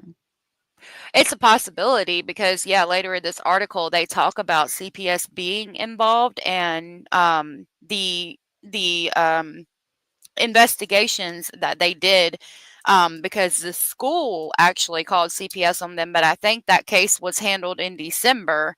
Daniel denies there ever being a case saying that it was allegedly because of the children's learning disabilities, but it actually had to do with the black eyes. So maybe she did, but she left with Meadow and allegedly she kept Meadow and she left to go to her mom's house. I'm thinking so that she could keep Meadow through CPS and get away from that house. Supposedly what happened, and I can pull up the screenshot I have of that. So if she could, well, I mean, I was going to say if she could keep Meadow, then obviously she could keep Jack and Lily, but she would not have known that until Jack and Lily disappeared. And then, after that, what do you do? Say, "Oh, never mind, here's the kids." It's a good Exact. theory. Yeah, exactly. Or if he was abusing the kids, then there was also that other idea of if he was abusing the kids, she wanted to get them away from him, but not let him know that she was getting them away from him. Yeah. Yeah. Okay, so you get what I'm saying there. Yeah. I think it's definitely possible. Well, I'll go ahead and jump off of here. I wanted to chime in there for a minute and just kind of see what StreamYard was all about and everything. So, Yeah. Um, Thank you so very much. I really appreciate you coming up. And you should come up more often. You don't have to leave. You can hang out, but that's up to you. I don't know what you got going on, but I appreciate you coming up. Thank you for that. well, being that it's the weekend, I have my boys and my husband that occasionally keep popping in. So, yeah, they're tend to be a bit of a interruption. So, Oh, okay. but I appreciate it anyways, though, and I really appreciate you for everything that you do too. Yeah, thank you. And I appreciate you for everything you do. Well, thanks, hon. I'll be back on chat. Okay. And bye, y'all. Bye. Thank you. Um Cara, thank you for that. I don't know what was updated an hour ago, but that's what we're reading right now. That article, because I did click on it and it brought me to this article that we're reading right now. Michelle, you click the link at the top that's pinned to the top of the chat, and it will take you to StreamYard, and then you click to turn off your camera, and then it will bring you up here, and you'll be backstage, and then I can let you up on the panel. Kalisa said, I'm thinking the reason Maleha's story about instantly looking for the kids and always watching them because she was super scared of CPS involvement. Going back on what JoJo was saying, yeah, it's very possible. And I didn't really think about that. If she had someone pick them up, why would she report them missing? Well, true. To make it look like she wasn't trying to hide them, maybe? I don't know. Yes, thank you, JoJo. That was very nice. If that's the case, she's going to end up being in big trouble. All the resources expanded in this search and investigation. True. Oh, that was JoJo, Mark. She is very sweet. All right, I'm going to play the article. His blanket was also nearby. Police divers scoured lakes. They drained the septic tank of the mobile home and inspected 4 abandoned mine shafts in Lansdowne, a search that's eerily familiar for locals.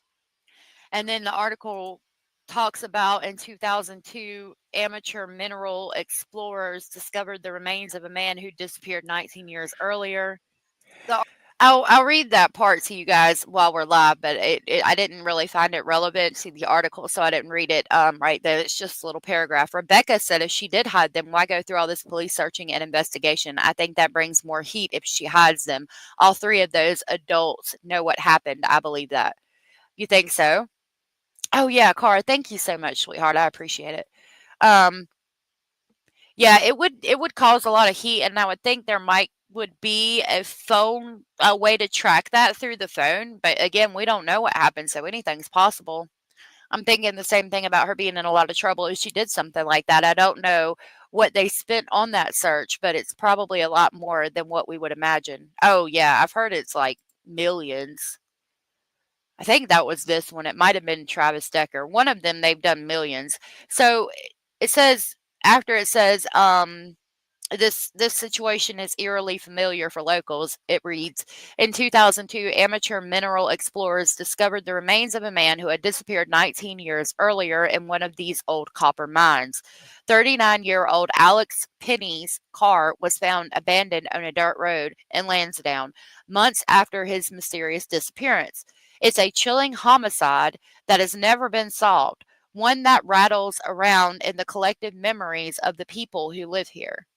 That's interesting that somebody was found in a copper mine, and I'm wondering if a homicide committed because he found something and somebody else didn't want to share whatever he found, or somebody else didn't want share in the monetary value of what he found, or he found something he wasn't supposed to know about. It's pretty interesting.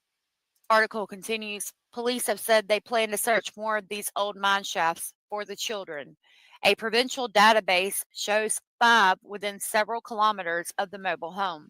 Dozens more pepper the backwoods and rural highways of Pictou County. Police have described the case as highly unusual. Most missing person cases are resolved shortly after they're reported to police. So Wendy said, didn't Daniel's brother also live on the property? Has he ever been mentioned? He has been mentioned. Allegedly, he lived with Janie in the camper, but I don't think Janie mentions him living there or in the interview, which we can watch again. I have it. I think she says that he might have lived there at one point, but no longer does. But then you see the picture of him, Daniel, with his brother on the four-wheeler that we all know about, which I can pull up if y'all want to see it. But it's the one where the brother's laid back, looking really relaxed. And Abella's pointed out that the four-wheeler is clean, and so are that guy's boots. So, like, are you really doing any searching? And he's just, here it is, very much nonchalant about searching and finding the kids, whereas Daniel looks a lot more stressed out. This is where she pointed out, like, the sides of the four-wheeler are clean, and I don't know, I mean, anytime I'm on a four-wheeler, all of that's covered in mud, especially considering the spring thaw that they talk about where Daniel couldn't work because of the logging roads, and his boots are absolutely clean. Why is he so laid back and nonchalant? But allegedly, I think that's allegedly the brother that lived with Janie in the camper, but supposedly per Janie's interview doesn't live there anymore, or lived there at one time and doesn't. Hey, Late, good to see you. I know Belinda mentioned that there was a bigger dog in Janie's mobile than Janie's dog was. Really? That's interesting. I don't think a dog hurt the children, but you never know. But the disappearance of Jack and Lily Sullivan has become a complex and intensive major crime investigation involving a, quote, tremendous amount of careful, deliberate investigative work, unquote, said RCMP Staff Sergeant McCammon in an update last month. The Nova Scotia government offered a $150,000 reward for information.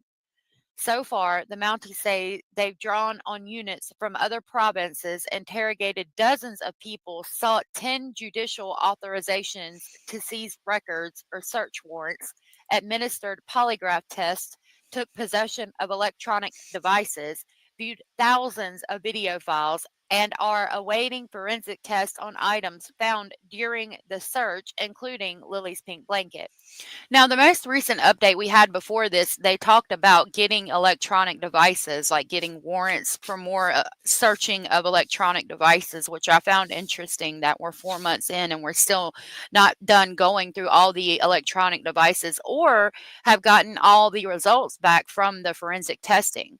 Cara said, in my honest opinion, I think Daniel had something to do with it. I'm with the theory that Daniel is the person to point the finger at, just my opinion. I don't think the kids are on the reservation. I think it's him. I definitely don't think the kids are on the reservation, and I didn't before, but after hearing this article, I think Daniel might have had something to do with it. Karen Della Rocca, good to see you. I believe she wanted to leave him for a long time, and his mother,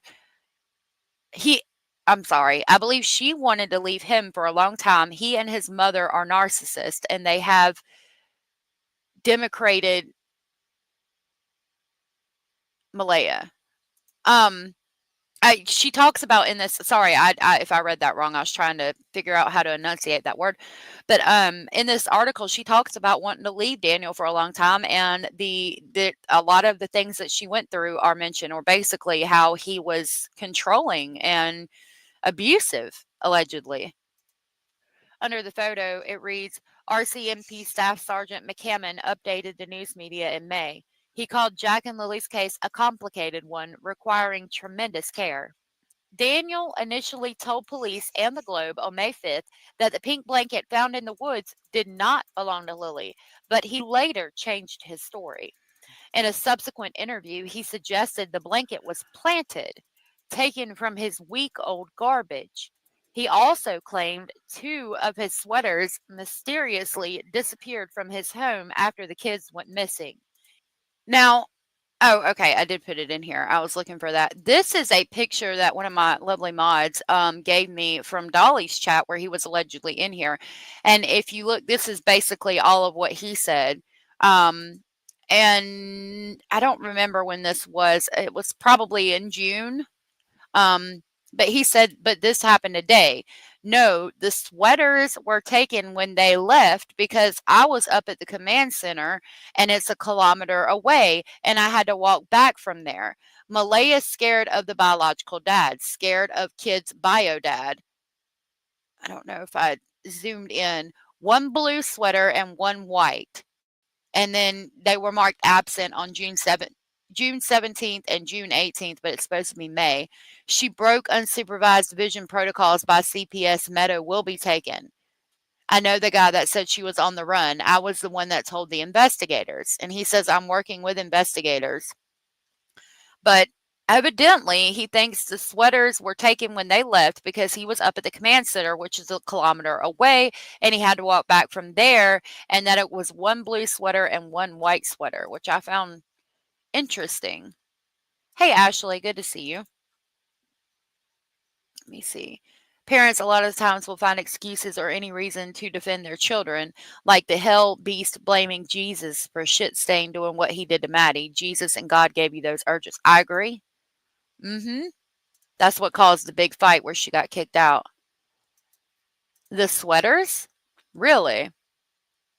Belinda is the biological dad's mom, so paternal grandmother. Her sister said Daniel was going into the bathroom a lot when they were there, and she went out and checked after he got out and found there was evidence he was smoking meth. If if he was, I've not heard that, but yeah, usually if somebody's in a place where they don't want people to see them using substances, they'll go in and out of the bathroom a lot. So I believe it could be true. I can believe that someone was rummaging through the garbage as well. I wasn't sure if I put this in, but I did try to make sure to circle where he talks about the sweaters. He declined to elaborate further. I found that interesting because you're out here running these YouTube streets, talking and saying stuff everywhere, but you decline to elaborate further to the Globe and Mail. I wonder why.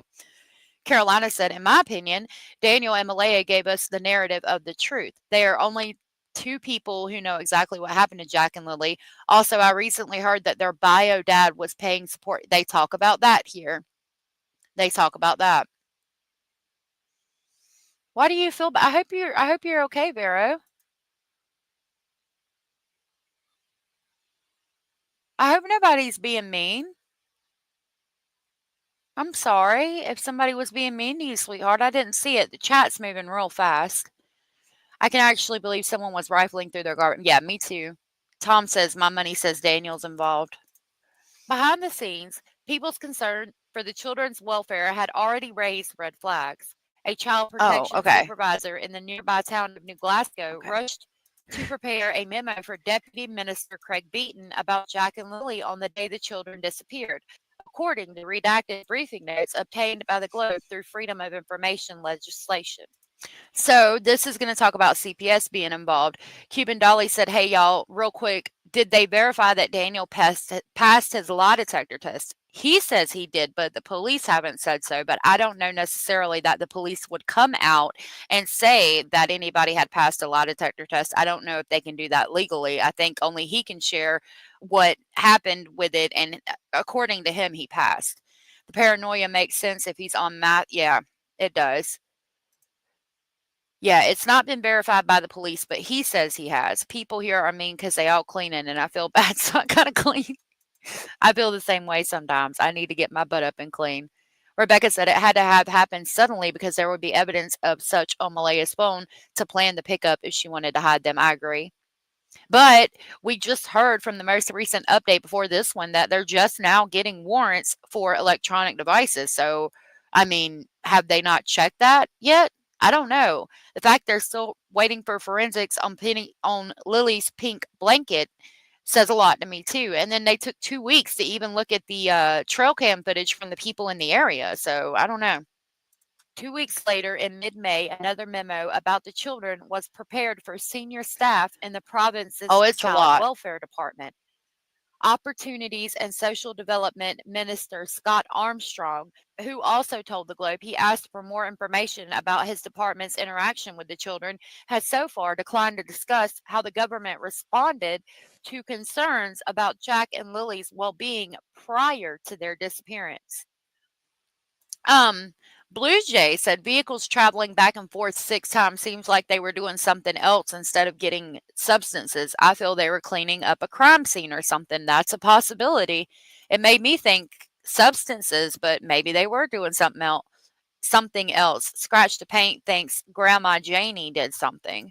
It's so angering they haven't issued warrants for any electronic devices yet. I mean, how long have these babies been missing? Exactly. What is known about Jack and Lily's interaction with child welfare authorities is that a social worker came to the trailer over concerns raised by the school several months before their disappearance to assess their home life. Teachers and other professionals who work with children have a legal duty to report if they have reasonable grounds to suspect a child may have, is, or is about to suffer abuse, and home visits occur when there's a reason to be concerned about a child's safety and care.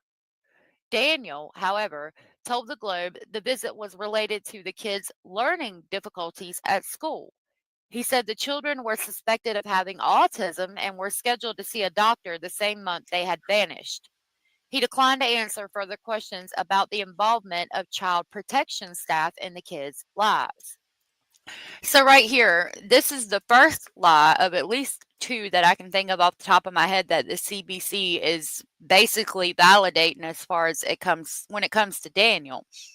So they pulled the information. The CBC was able to get the information and verified that by saying basically what is known about Jack and Lily's interaction with child welfare authorities is that a social worker came to the trailer over concerns raised by the school several months before their disappearance to assess their home life.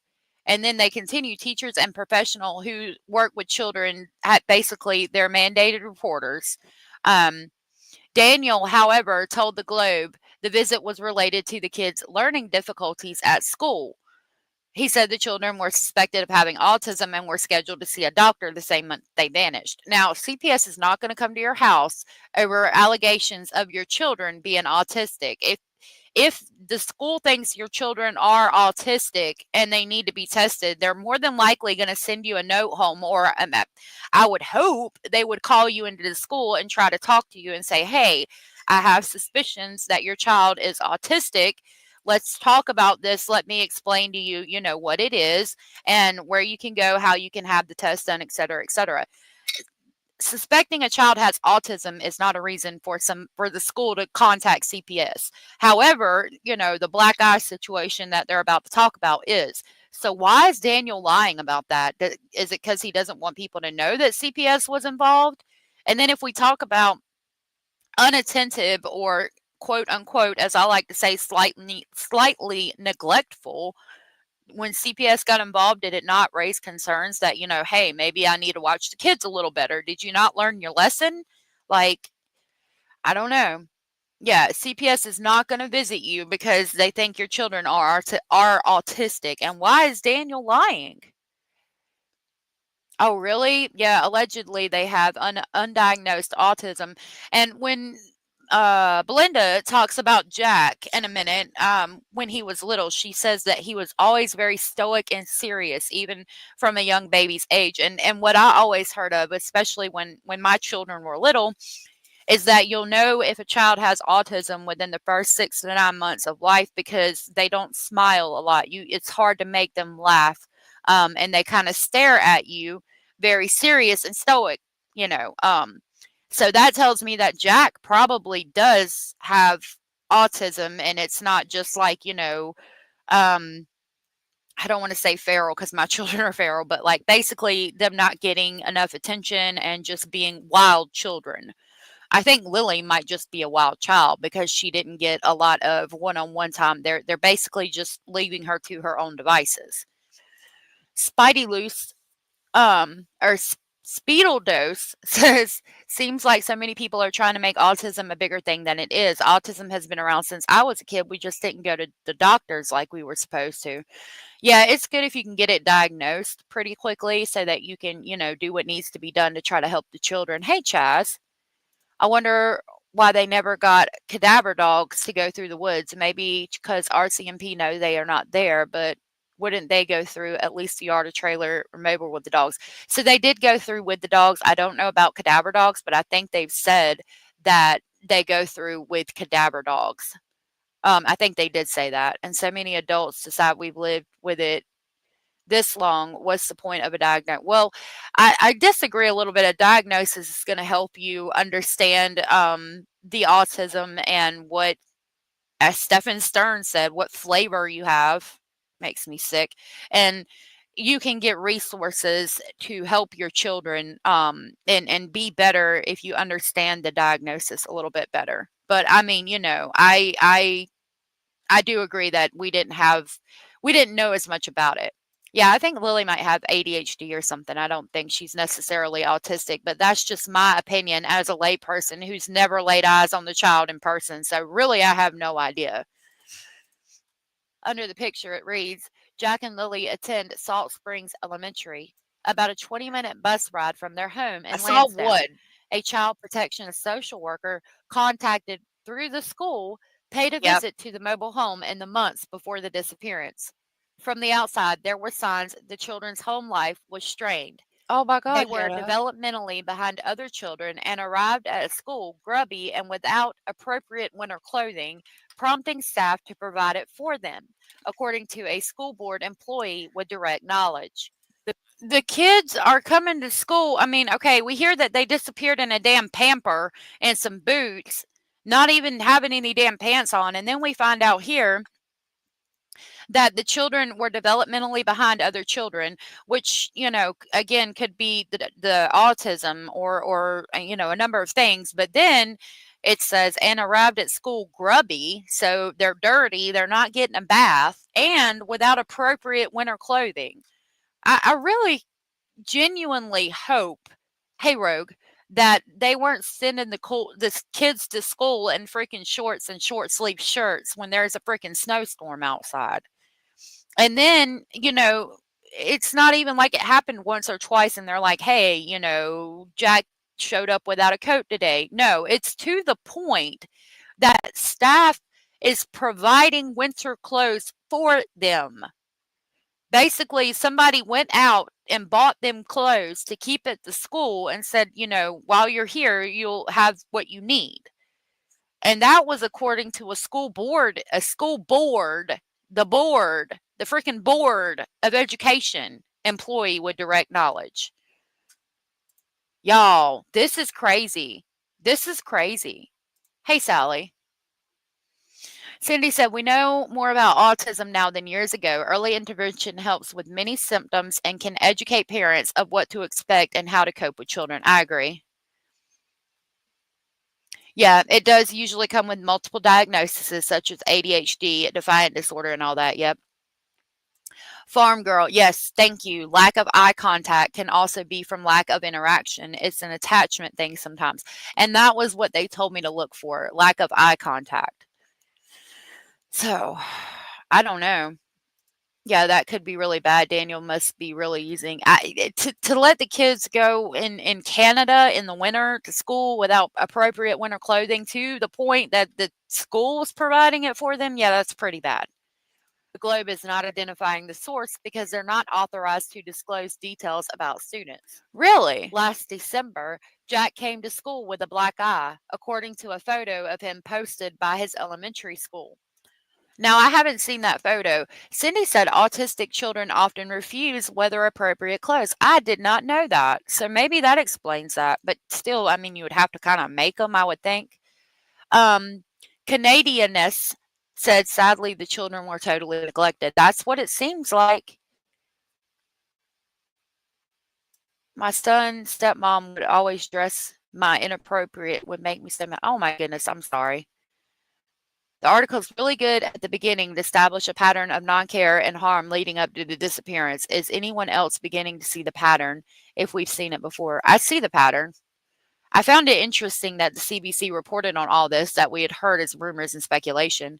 It's really sad no one seems to have cared enough to follow through and make sure the kids got the help they needed, and now it's just too late. I agree. There was just a 6-year-old that went missing Thursday around 10 p.m. and found deceased Friday around 8 a.m. in Arkansas. There are rumors he was autistic, but no official verification yet found in a pond. Is that Jaden?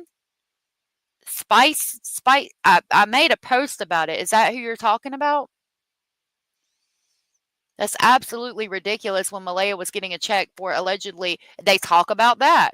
The kid, she got a check for $1,900 a month, a baby bonus, and the kids are dirty and not clothed. Yep. The photo of the class trip on December 13th of 2024, 5 months before he and his sister disappeared, shows him sitting next to the other students in the forest with a green and purple bruise below his left eye. Another photo shows a possible black eye and bruising on Jack's face in a photo taken in September of 2024, an injury that Daniel defended on social media, saying it was caused by Lily. Daniel did not respond to questions asking how Jack received the black eye in December, but in private Facebook messages that were shared with the Globe, he acknowledged Jack had many black eyes. Quote, one time Lily punched him in the face, unquote, he wrote. He also said Lily had a black eye when the children went missing from an incident with a Tonka truck that had occurred on May 1st, the day before the children disappeared. Quote, she pushed down the truck and it swung up and hit her in the face, unquote. The family was under pressure. So we're hearing about not only one black eye in September, but also another one in December. And not only that, but Lily has a black eye from the day before she went missing, y'all. Paired with everything else, all of this is really suspicious. Cuban said that's a pattern, right? Yeah, I will get clothes at the damn Walmart like $3. I bought a crap load of hoodies at the beginning of summer. They were marked down to like $3 and $4, and I put them up. They're put up in the with the winter stuff for next year. I mean, there's a way to do it, but y'all, the children are having black eyes. He's making excuses for it. Now, I haven't seen that real bad one, but right here, you can see that he has sort of a black eye. I think this is from the December field trip, but not the one in September. And I want to see that one in September. Um, but why are the children having so many black eyes? September, October, I mean, the 2 months without it, and then he's got another black eye, and Lily has a black eye the day she goes missing, and CPS is involved in December, and we're in May, and Lily's getting another black eye. So it makes me think, did y'all do something? Did it have to do with CPS? What's going on here?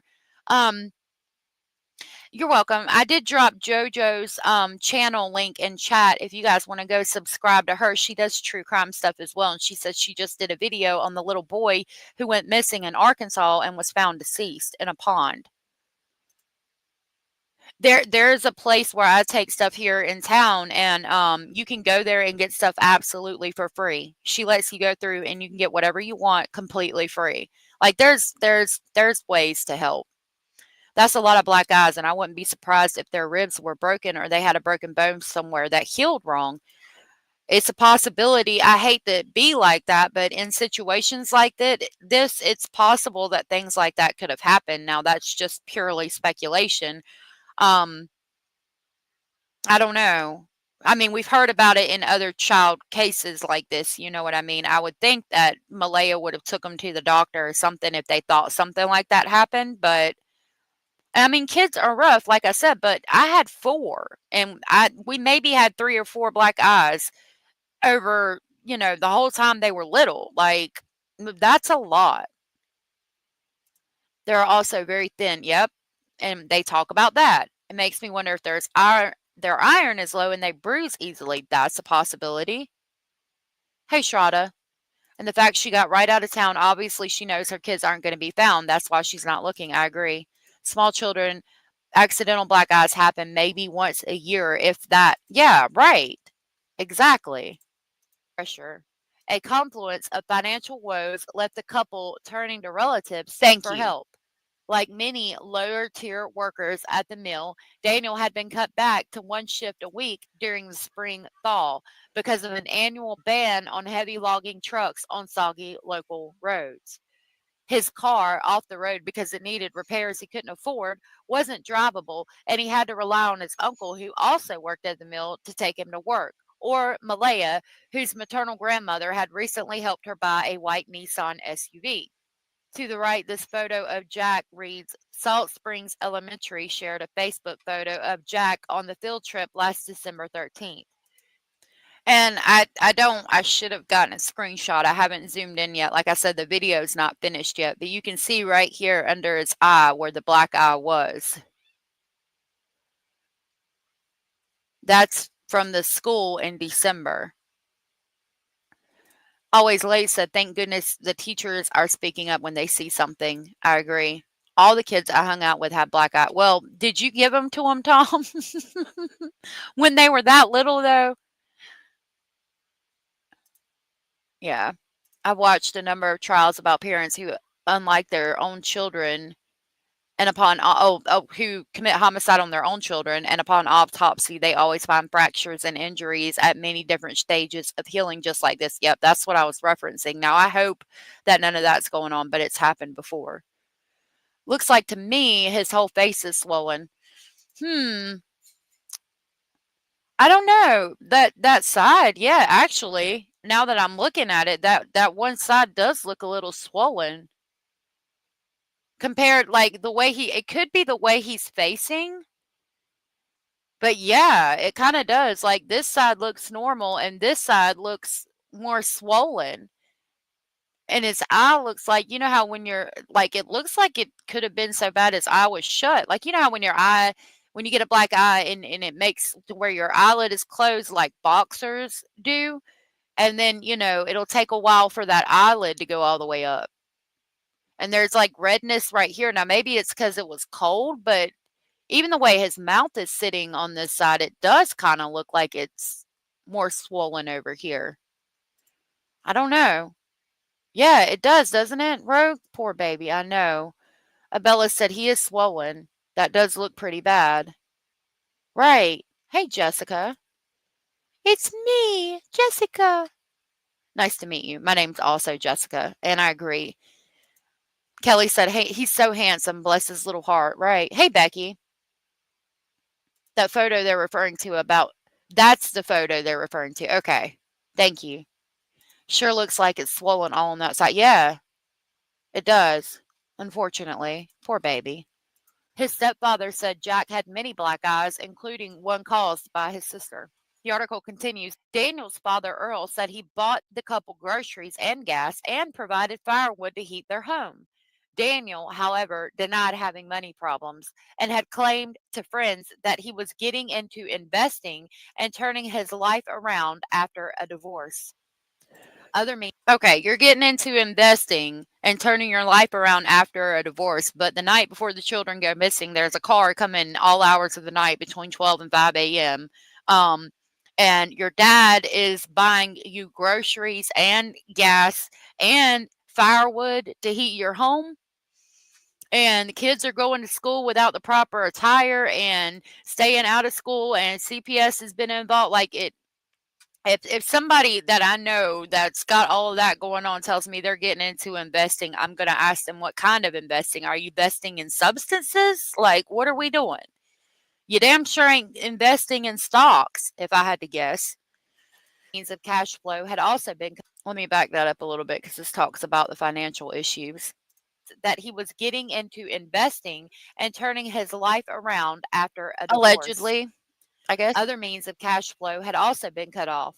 In recent months, child support payments from Jack and Lily's biological father had stopped after he lost his job.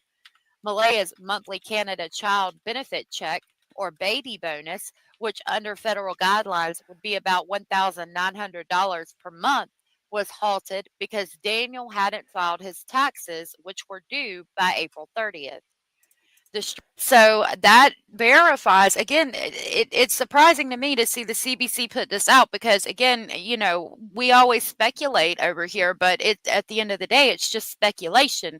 None of these things had been proven to be true. I can't verify that that's actually Daniel talking in the chat, but then to see the CPC put this out and say that, you know, these things happened and printing them as truth, it's mind-blowing to me. Hey, Canadian crime queen, good to see you. Nice to meet you. Investing in what? But your home doesn't have food and the kids don't have clothes for the weather. I agree. Also, if you haven't mentioned yet, but they say Malehya wasn't getting her child money anymore. Yep. Yours is Jay. Nice to meet you. They weren't paying rent either, if I remember correctly, because his mom gave them the trailer they're living in. So where is all the money going? If he has a bit lip as if he bit it when he got hit. Does he? Let's see. I can't zoom in.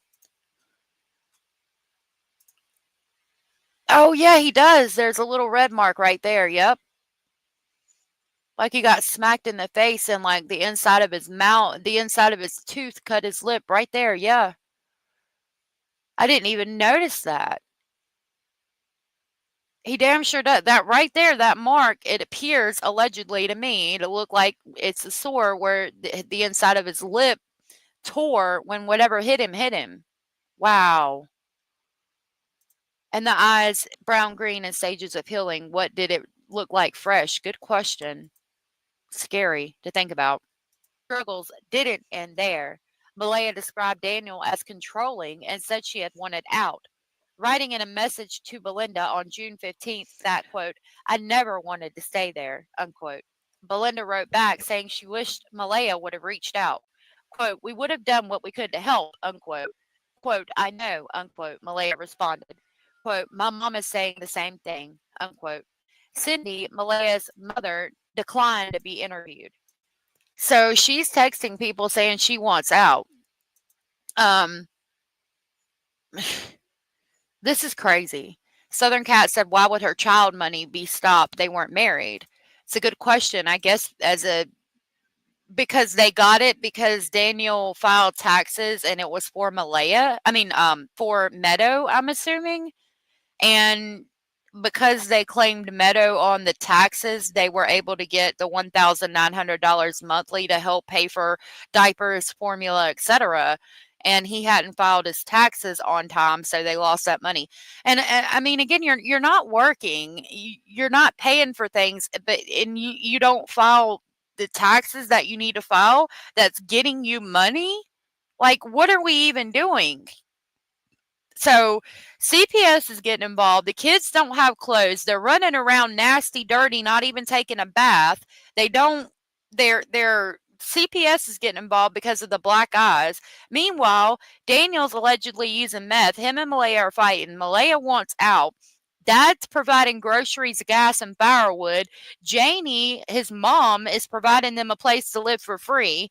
They've got the baby there. They're getting money every month for the baby. But Daniel's so damn lazy he can't even file the damn taxes. What the hell is going on here? They were getting money for Jack and Lily, but Dad stopped paying child support because he lost his job. Like, what?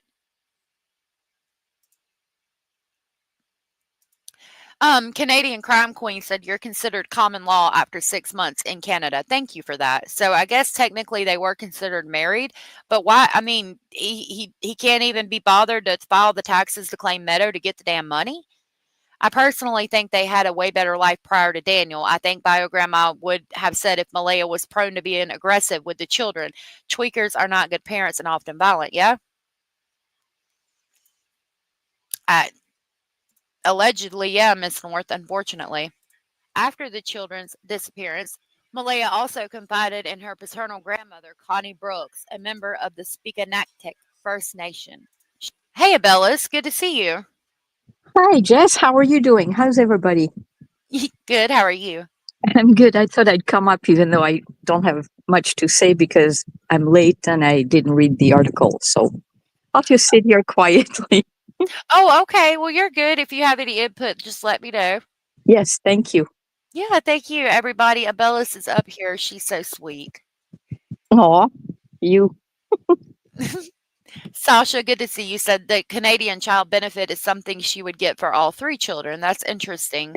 I'm wondering if that's the case, then why would it be dependent on Daniel filing the taxes? That's why I'm thinking she would have just got it for Meadow because, well, I guess he would have claimed all 3 children and that's what she would have got it for. So, yeah. Okay. Thank you for that. I think she still would get it for all 3 kids because they're hers. Sorry, too. Oh, no, you're good. So then why would it depend on Daniel filing the tax? Like, There was some things for married couples and common law couples. So they may have had some kind of government incentive or government something or other. That I'm not explaining this very well, but I don't know if being a common law dad would get him to get some money. I think it would be for her, but I don't have kids, so Right.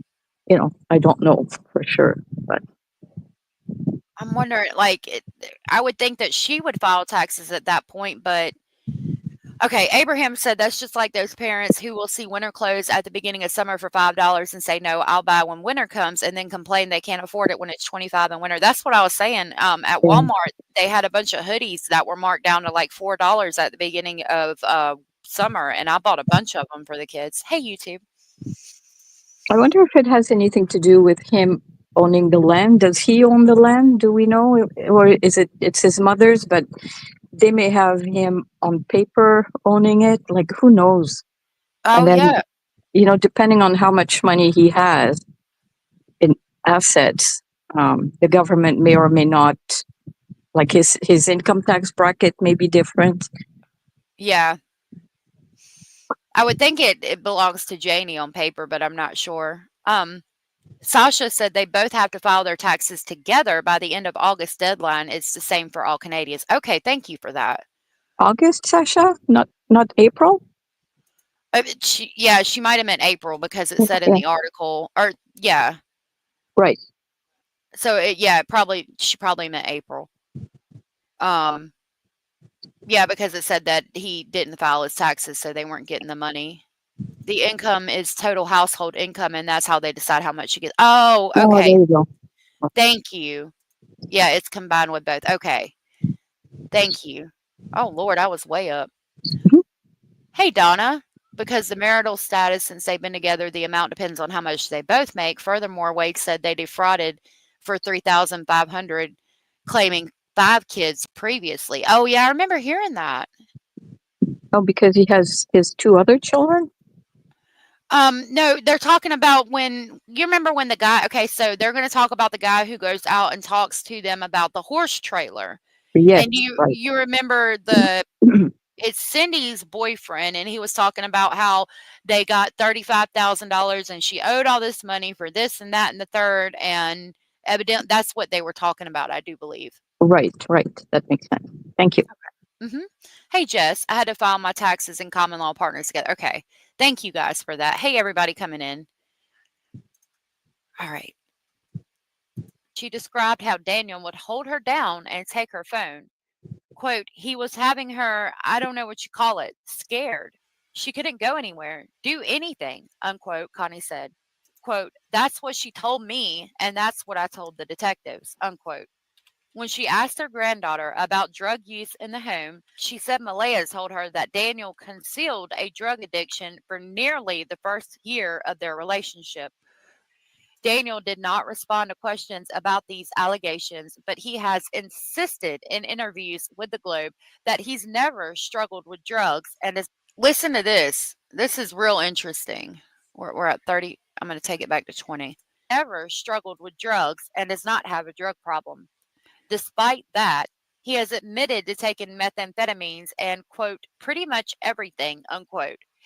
He said he recently started attending Narcotics Anonymous 3 times a week and is taking online courses in anger management, depression, parenting, child protection, substance abuse, self-deletion, and violent behavior that are recognized by child protection officials. Quote, I have to clear my name for CPS, unquote, he said. Quote, it's best that I do that. So CPS is making him take online courses in anger management, depression, parenting, child protection, substance abuse, self-deletion, and violent behavior, and he's going to Narcotics Anonymous 3 times a week, but allegedly doesn't have any type of drug problem and never did anything, or did do stuff in the past. He's tried pretty much everything, unquote, but he doesn't have a drug problem now. Like, stop. Uh-huh. Stop. It's after 12 months in Canada or when one of you gives birth to the other one's biological child, in which case you are considered common law on the birthday of the child. Oh, wow. Thank you. Hmm. YouTube said he's friends with substances. He doesn't struggle with them. Thank you for that, YouTube. She had a way out with a U-Haul in April, and that's so sad to be so close and yet so far. Yeah, I remember hearing that, and it's really sad. He has to take those courses or he won't stand a chance getting his kid or kids back. I agree. So if they didn't think there was a drug problem, would he necessarily have to take like Narcotic Anonymous 3 times a week? Like if there was no proof of drug use, why are they making him do the Narcotics Anonymous classes? You know what I mean? Yeah, doesn't make much sense to me. But Yep. Hey, Wendy. While we look at this picture, tell me in the comments below if you think that he's having to do that in order to see Meadow through CPS, because that's what I think. But again, we're going to talk about all this more on tomorrow's live stream. Under the photo, it reads, Connie Brooks from the Spikanaktek First Nation at home with son Henry Brooks says Jack and Lily's mother told her Daniel would sometimes restrain her and take her phone. She told police about this. My goodness. I love that picture right there. I love the picture of the kids in the background with the drums and everything. I'm going to talk about that. Yeah. Cool. Canadian said he was drug tested and that's why he failed. So, I mean, we're pointing out several lies that Daniel has told. Like, it's making me question a lot more. Canadian Crime Queen said he had to have failed if they saw it as an issue. Exactly. Yep. Yeah. I mean, he's saying that he doesn't have a problem, but that's typical of an addict. So Right. And if you're lying about these things, what else are you lying about? Now, if I'm going to put myself, I am not doing a live this Sunday. I know it says it in the video, but I was planning on having the video out by today, or by last night, so it would talk about this live. So no, I'm not doing one. This is the live I was referencing in the video. But back to Daniel. Why is if he's lying about these things, what else is he lying about? And if I'm putting myself in his shoes, no, I would not want the public to know that I had a drug problem or that CPS had been involved or that this, that, and the third. But number one, you lied about it and now they figured it out, which makes you look bad. And number two, you come all over these YouTube streets getting in Dolly Vision's chat and all over the place running your mouth. Like, you can't have both. Like, either you didn't want the public to know all these things and you need to stay quiet, or you're out here telling everything on the YouTube streets. Like, and you don't expect us to wonder what else you're lying about? yeah. I mean, it's such a severe situation. He shouldn't be lying at all. He should know better, but I mean. Yeah, exactly. Yeah, right, Blue Jay. Look at the babies with the drums in the pictures. Yeah. How precious. Wow, look at that old photo right there. I love the stuff like that. That's amazing. Without answers, theories abound. For some, maybe there's a way to hold out hope or to shift attention elsewhere. There are those who believe the children are still alive, taken or hidden somewhere. One such rumor circulating in social media group chats is that Lily and Jack were taken by one of Malehya's relatives and are being held on a reserve. Donna said he lied about the timeline, and so do they all. Honestly, 3 adults and 3 babies. Where are the babies? Yeah. Yeah. Sasha said Daniel's story keeps changing. It's so awful. The school is now saying the kids have had multiple blackouts. Yep, we just read about that. And CPS being called. Brenda said, I don't put as much blame on Daniel as I do the mother. Where is she? And why a boyfriend be in charge of her children? That's a good point. I mean, she rolled out with the quickness. Yeah. Always Late said, I call bullshit. If you're not an addict, you will notice immediately that someone you live with is. No way she didn't know in a whole entire year. Not nice to lie, Malehya. I don't know. It depends on how good he hit it, but yeah, you would start to suspect something pretty quickly if I had to assume. Yeah. Hey, Longing Heart, good to see you. Just joining. I saw a video where it was discovered he not only using but producing right in his backyard. The toxic chemicals were noticed by neighbors. That's interesting. I haven't heard that. Nice to meet you. Would neighbors notice anything when they're so far away, though? Like, that's true. Good point. They're pretty far away. Yeah. All right. Psychic Amelia, have a good day, love. Bye, Daniel, Psychic. sorry. I didn't mean to interrupt you, love. No. Just Farm Girl said Daniel is the typical verbal and emotional manipulator. The details and goalposts are always changing. Reasons and situations are fluid as required per question.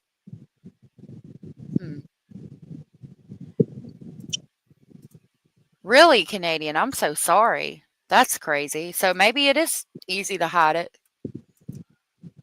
Plus, she's young, Malehya. You know, I don't know if she would have to have been around a lot of drugs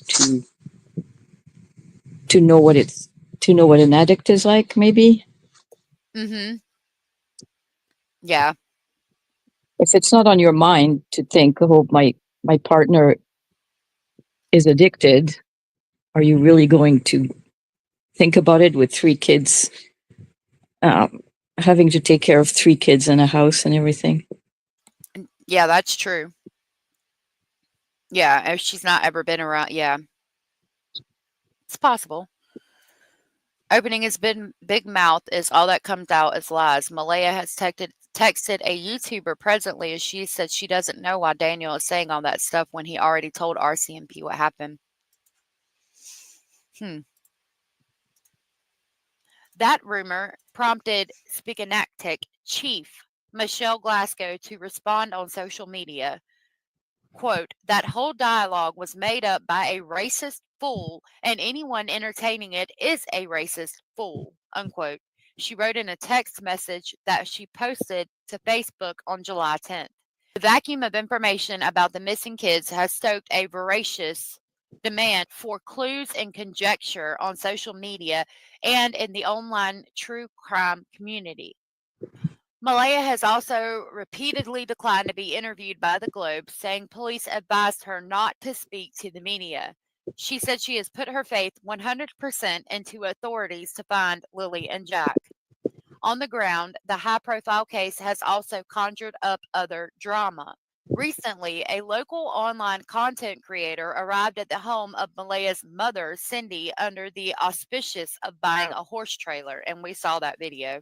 The man superstitiously recorded a 45-minute interaction with her partner, Wade Paris, discussing the missing children and posted the video online. Now, we went through that, and I can pull that up if you guys haven't seen it, but the whole time we were going through it, I was like, allegedly, I don't know that this is true or not, that this is what they're saying. The accent sounded like they were from the area and all of that, but he's talking very openly. He's talking about a lot of speculation and a lot of drama and things that might not necessarily be true. There's a lot of information in that video, but the CBC is now claiming that it is true, which I found interesting. Mm-hmm. I'm seeing a lot of you talk about things like that in chat, and I'm so sorry that all of you guys had to go through those things. It is different if you don't know about the signs and things like that, and if you're really in love with somebody and you're taking care of children and you're taking care of the house and you're just trying to live life daily, you might not see it. I could see that. Yeah, I agree. Donna said he did a great job. The only way to get the truth, it seems. No. I believe it is true, all of it. You think so? Yeah. I don't think they're a creator, but they do go out there and talk to him about it. I'll continue the article because I'm sure a lot of you have seen it, but we can look at it in a minute if you guys want to. In interviews with the Globe, Daniel has said he had nothing to do with the children's disappearance, and he said he has passed a polygraph test with police to prove it. He lamented the stigma the case carries over into his everyday life. He's on stress leave from the mill. People stare or give him dirty looks whenever he goes out in public. Recently, at a used car dealership, he said a salesman snatched a vehicle key from his hand and walked away when he realized he was talking to Lily and Jack's stepfather. His Facebook is filled with direct messages from strangers calling him a, quote, child killer, unquote, quote, where are the bodies, unquote. He said they ask every day. Now, the next part is going to talk about another lie of Daniel's, but before we get there, if he really did go to a car dealership and they snatched the key from his hand and walked away as soon as they realized who he was, I mean, I find that there's got to be more to that story. They're not just going to do that just because he's the stepdad of 2 missing children. I'm thinking maybe he lied to them. Maybe he was there with somebody else or some kind of ulterior motive. Yeah. Would a car salesman miss a sale? No. Right. Exactly.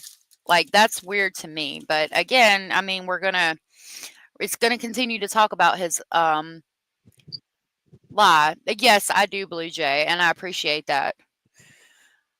I'll definitely. I've seen some of their lives, and I appreciate you letting me know about that.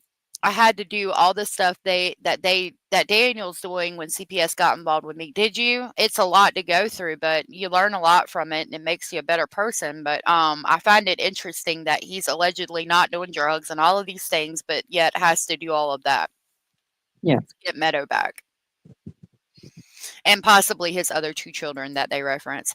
All right, I found this next part really intriguing. Oh, real quick, people calling him a child killer and saying, "Where are the bodies?" I think that happens in any kind of case that gets global traction because Jen Soto even talks about how people would call her phone and cry and say, "Mommy, help me," when Madeline was missing. So, Oh, yeah, it's horrible. People are mean and yeah. disgusting.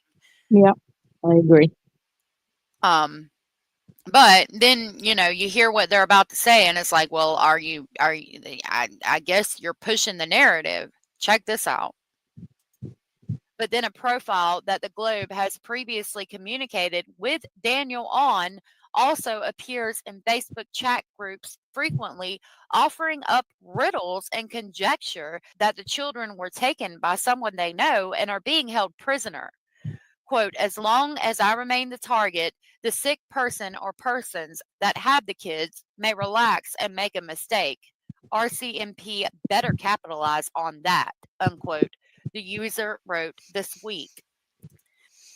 So he's he's he's talking to the Globe on a Facebook profile, let's say, okay?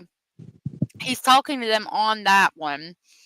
But then that same profile appears in Facebook chats, offering up riddles and conjecture, saying, "As long as I remain the target, the sick person or persons that have the kids may relax and make a mistake. RCMP better capitalize on that." And then, when RCMP come back later and ask him about this, he's saying that's not him. Yep. Yet, that doesn't even make any damn sense. What are you doing? That's bizarre. Yeah, if I go, let's say I'm on my Facebook under allegedly speculating, and I talk to a news station, okay, and we're talking back and forth, and I'm using my Facebook Messenger under allegedly speculating, okay, and then I go on there and I'm like, I don't know, the same news. Let's say I was talking to CBC, and I go on there and I'm like, CBC is shit, and they're awful, and I know this and I know that, and then they contact me. And they're like, "Hey, did you say these things?" And I'm like, "No." Like, what? What are you even doing? Farm Girl said, "Where did he get the money for a car?" Yeah. For a car. Good question. I doubt the salesman would risk a kidnapping charge because if he took his keys, that means he can't leave, and impeding someone's ability to leave is kidnapping. Yeah. I think he was talking about the car that he was looking at. Like, the salesman took the key and was like, basically, "I'm not selling that to you," but either Yeah. way, I find it really suspicious. I don't think it happened. Hannah said, "I want to believe that Jack and Lily are still alive, but my gut says they are not. And I've always thought Daniel has had something to do with it." See, I didn't. I thought he was like a really good guy, but this, Yeah, I'm disappointed, to be honest. me too. Always late said stress leave. Really? I thought he only worked 1 day a week. True. I don't know how often he worked, but he was laid off because of spring thaw. So you tell me, I don't know. Under the picture, it reads, "Daniel says he's frustrated with the accusations he faces from strangers about what happened to Jack and Lily." His mother, Janie, has said she also believes the children are still alive because she says they have never gone into the woods by themselves or wandered off. A self-described hermit, it took her more than 2 months to speak publicly, doing an interview for CBC and releasing voice memos in a public social media chat. She said she heard the children playing in the backyard from inside her camper on the morning they disappeared, and she too believes someone took them. I don't know what to think. I think somebody could have took them, or maybe he got mad after being high all night and something happened. I gotta step to the restroom real quick, but I'm gonna be right back. In Malehya's Mi'kmaq community of Spikanaktek, her father, Henry Brooks, is hopeful his grandchildren will be found. He says the last time he spoke with the children, Jack told him he loved him. At her home in Middle Muscatobit, Belinda spends her days alternatively tending her sprawling back garden and advocating for her missing grandchildren. She appears on YouTube live streams and in social media chats, picking up breadcrumbs along the way that she hopes will lead to Lily and Jack. In her blue and white kitchen, where Jack once crawled across the laminate floor and Lily hammed it up in her gardening hats and old glasses, she is resigned to a grim reality. Quote, I think somebody there must know what happened, unquote, she said about the mobile home in Lansdowne. Quote, yeah, I think somebody there knows what happened as well. Yeah. Donna said, I'm so disappointed by Janie. She sent the RCMP on a goose chase, and there's no excuse for that. Janie raking the dirt. What a farce. Mm. Yeah, Malehya leaving doesn't look good for her, but she got away from Daniel, but her babies went missing there, or did they? Yeah, it's weird to me. Like, I don't know. I'm glad she got away from Daniel if it was a bad situation, but like if my children were missing from a place, you couldn't pry me away from there. Unless you knew where they are. Right. Like if Mm. they're missing, I don't care. Like I would fake it until I made it to find my children. You know what I mean? Yeah. Yeah, I wouldn't leave. Mm-mm. I wouldn't leave if my dog was missing. Never mind children. Right. Belladonna, what do you mean? I unsubscribe and I just paid it. What happened, sweetheart? It's good to see you. Some people, yeah, there's no way. Is that YouTube doing that to Belladonna? I don't know. Weird. Yeah, you're green, so you're good here. I don't believe my grandchildren are alive, but to not get answers, it's like, no, there's answers out there. 2 kids don't just disappear in the morning and nobody knows nothing. So if they don't find answers outside that home, then the answers are inside that home, unquote. In hindsight, she says she wished she would have pushed harder to see the kids, to see Lily on her birthday in March. Looking at photos of the children from the past 2 years, she noticed they look thin, possibly malnourished with dry, cracked lips. Something she says she might have picked up on had she seen them in person.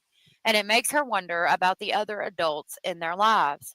She recently learned others had concerns about the children's safety in the home. She also wants to know what child protection social workers knew prior to Jack and Lily's disappearance, whether they suspected the children were abused and what was being done about it. So that goes back to what you guys were saying, that they looked malnourished and things like that. And I mean, hearing about the school and CPS and them not wearing the proper clothing and coming to school grubby and all the black eyes, it makes you wonder, were they getting the proper nutrition as well? I mean, that's a lot. it is. There's so much in this article that I'm like, damn. Poor kids. Yeah. Southern Cat said, I can see her raking the dirt. The lady that used to keep us as kids, she swept her front yard and it was dirt packed solid. Oh, wow. I feel so bad for the grandmother. She will forever blame herself for things she never knew were happening. Yeah, that's very true, Sasha. And I do feel bad for her as well. But she said she was raking the dirt to put down a swimming pool. Mm-hmm. So I can see her doing that. You know, to get pebbles and little sticks and things away from the plastic. Yeah, because it could tear it. And I could see that too. Yeah. That's what she said anyway. Mm-hmm. Donna said, say I'm right with thousands like me. What Daniel and Janie are doing is pure evil, watching those babies with black eyes, not dressed properly, etc., day in and day out. So yeah, are we not paying attention, or do we just not care? Like, there's a lot of questions that get asked. Yeah. Longing Heart said, I think the kids were missing early that morning. Did you hear about a letter handwritten by Malehya where she hid it deep under a pile of clothes? She was afraid of Daniel and for the children. I haven't heard about that letter. That's interesting. It could be believable that she wrote a letter saying she was afraid of Daniel and afraid for the kids because she talks about wanting to leave him and him, holding her down and taking her phone and a lot of things. Longing, where did you hear that? Can you tell us, please? About the letter? Yeah, I heard about that letter just yet. Yeah, let me know where y'all heard that at. Donna Please, said, thank you.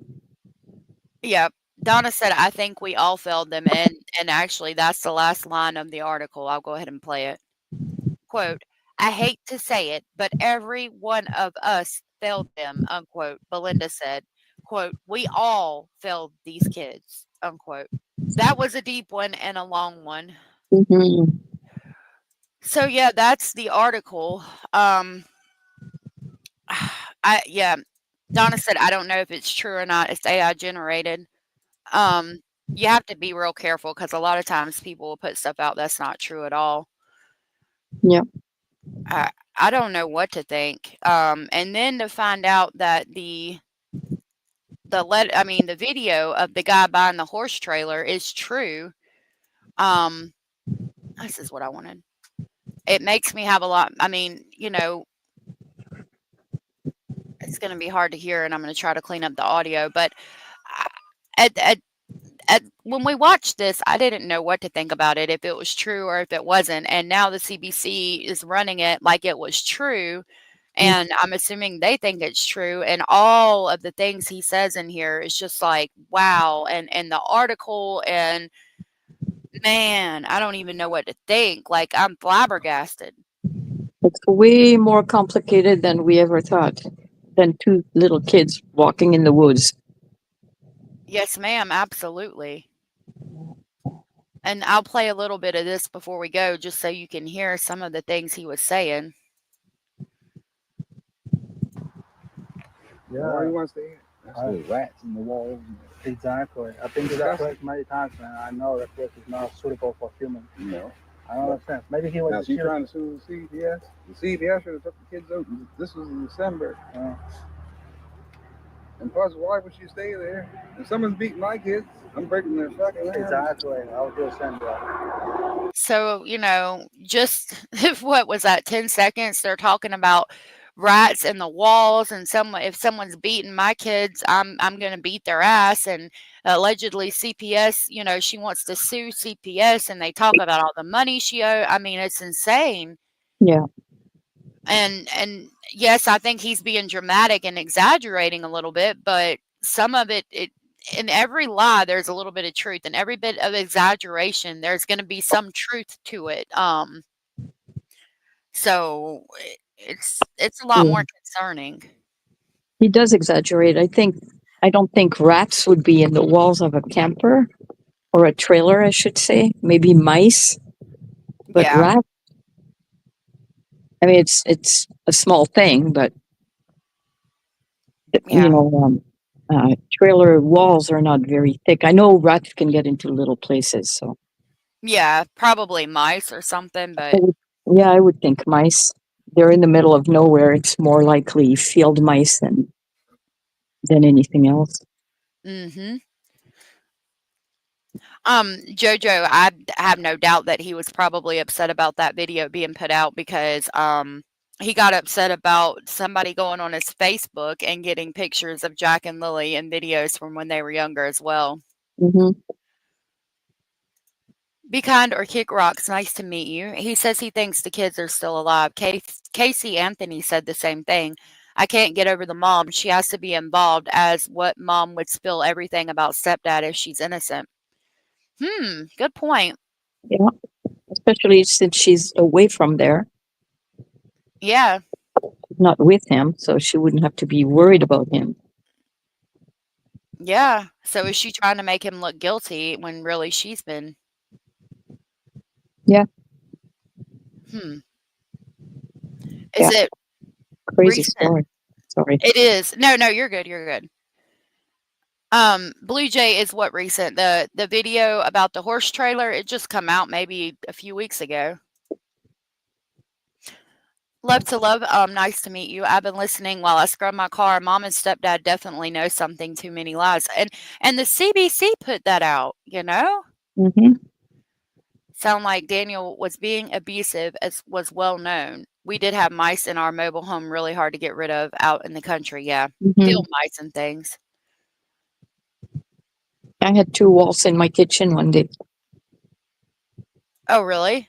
Yeah, and my dog my dog, a guardian, 130-pound Great Pyrenees, just looked at them and just laid there. Okay. That is funny. Thanks for all the help. Right. Sasha said the kids weren't even missing for 24 hours when she left the area and never returned. I just can't wrap my head around that. It makes no sense. I agree. No swing set, no ride-on toys, nothing to show kids play there at all. So the first outside toy was going to be a top pool, in my opinion. No. Well, they did have the swing set and the little play thing, but it looked like it hadn't been used in a while. No, they had toys. Yeah, there was some things in the yard. Also, we don't know if Malehya told CPS everything about Daniel being abusive, and RCMP just aren't telling the public what she says. They have kept out a lot. That's true. I agree. All right, y'all. Well, I'm gonna probably end it for today because I've got to go out of town and visit some family, and I got to leave tonight. So I need to get these clothes on the line and take care of the animals. Nice. Well, thank you for having me up, even though I contributed absolutely nothing.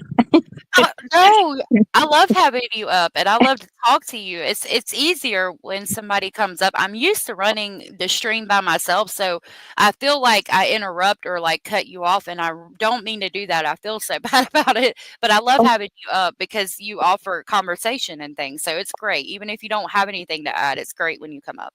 Okay, that's great. Thank you very much. Okay, I'll jump off now. Okay, thank you, Abellis. Thank you. Bye. Bye. Bellis is so sweet. Okay. Bellis is such a sweetheart. She's from British Columbia. Yeah, thank you thank you guys for checking me out. And I appreciate that. I appreciate y'all being here. Thank you so much for the support. Please don't forget to hit the thumbs up. Yes, I love it when everybody is here, and when she comes up, she is so sweet. She's such a sweetheart. Like she says, like I think most Canadians are. A bear would apologize before they would attack you in Canada. Y'all are so sweet. Blue Jay said a lot more questions need to be answered. I think that's why Daniel comes up with all the lies to distract us from the main reason we are here for Lily and Jack, not to go through all the DMs, all of Daniel's lies. Could be. Oh. Well, I thank you guys for being here to listen and hang out, because I would be talking to myself without all of you guys. Oh, thank you, Sasha. I appreciate that.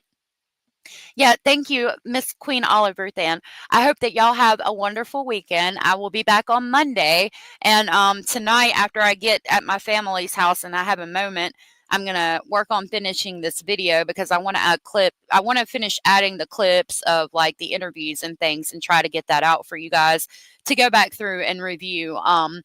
So thank you for being here. If nobody has told you, you are important, you are enough, you are special, and you are loved. And if somebody comes to you with some mess this weekend, just tell them, ain't nobody got time for that. Ain't nobody got time for that. All right, I'll see y'all Monday. Bye.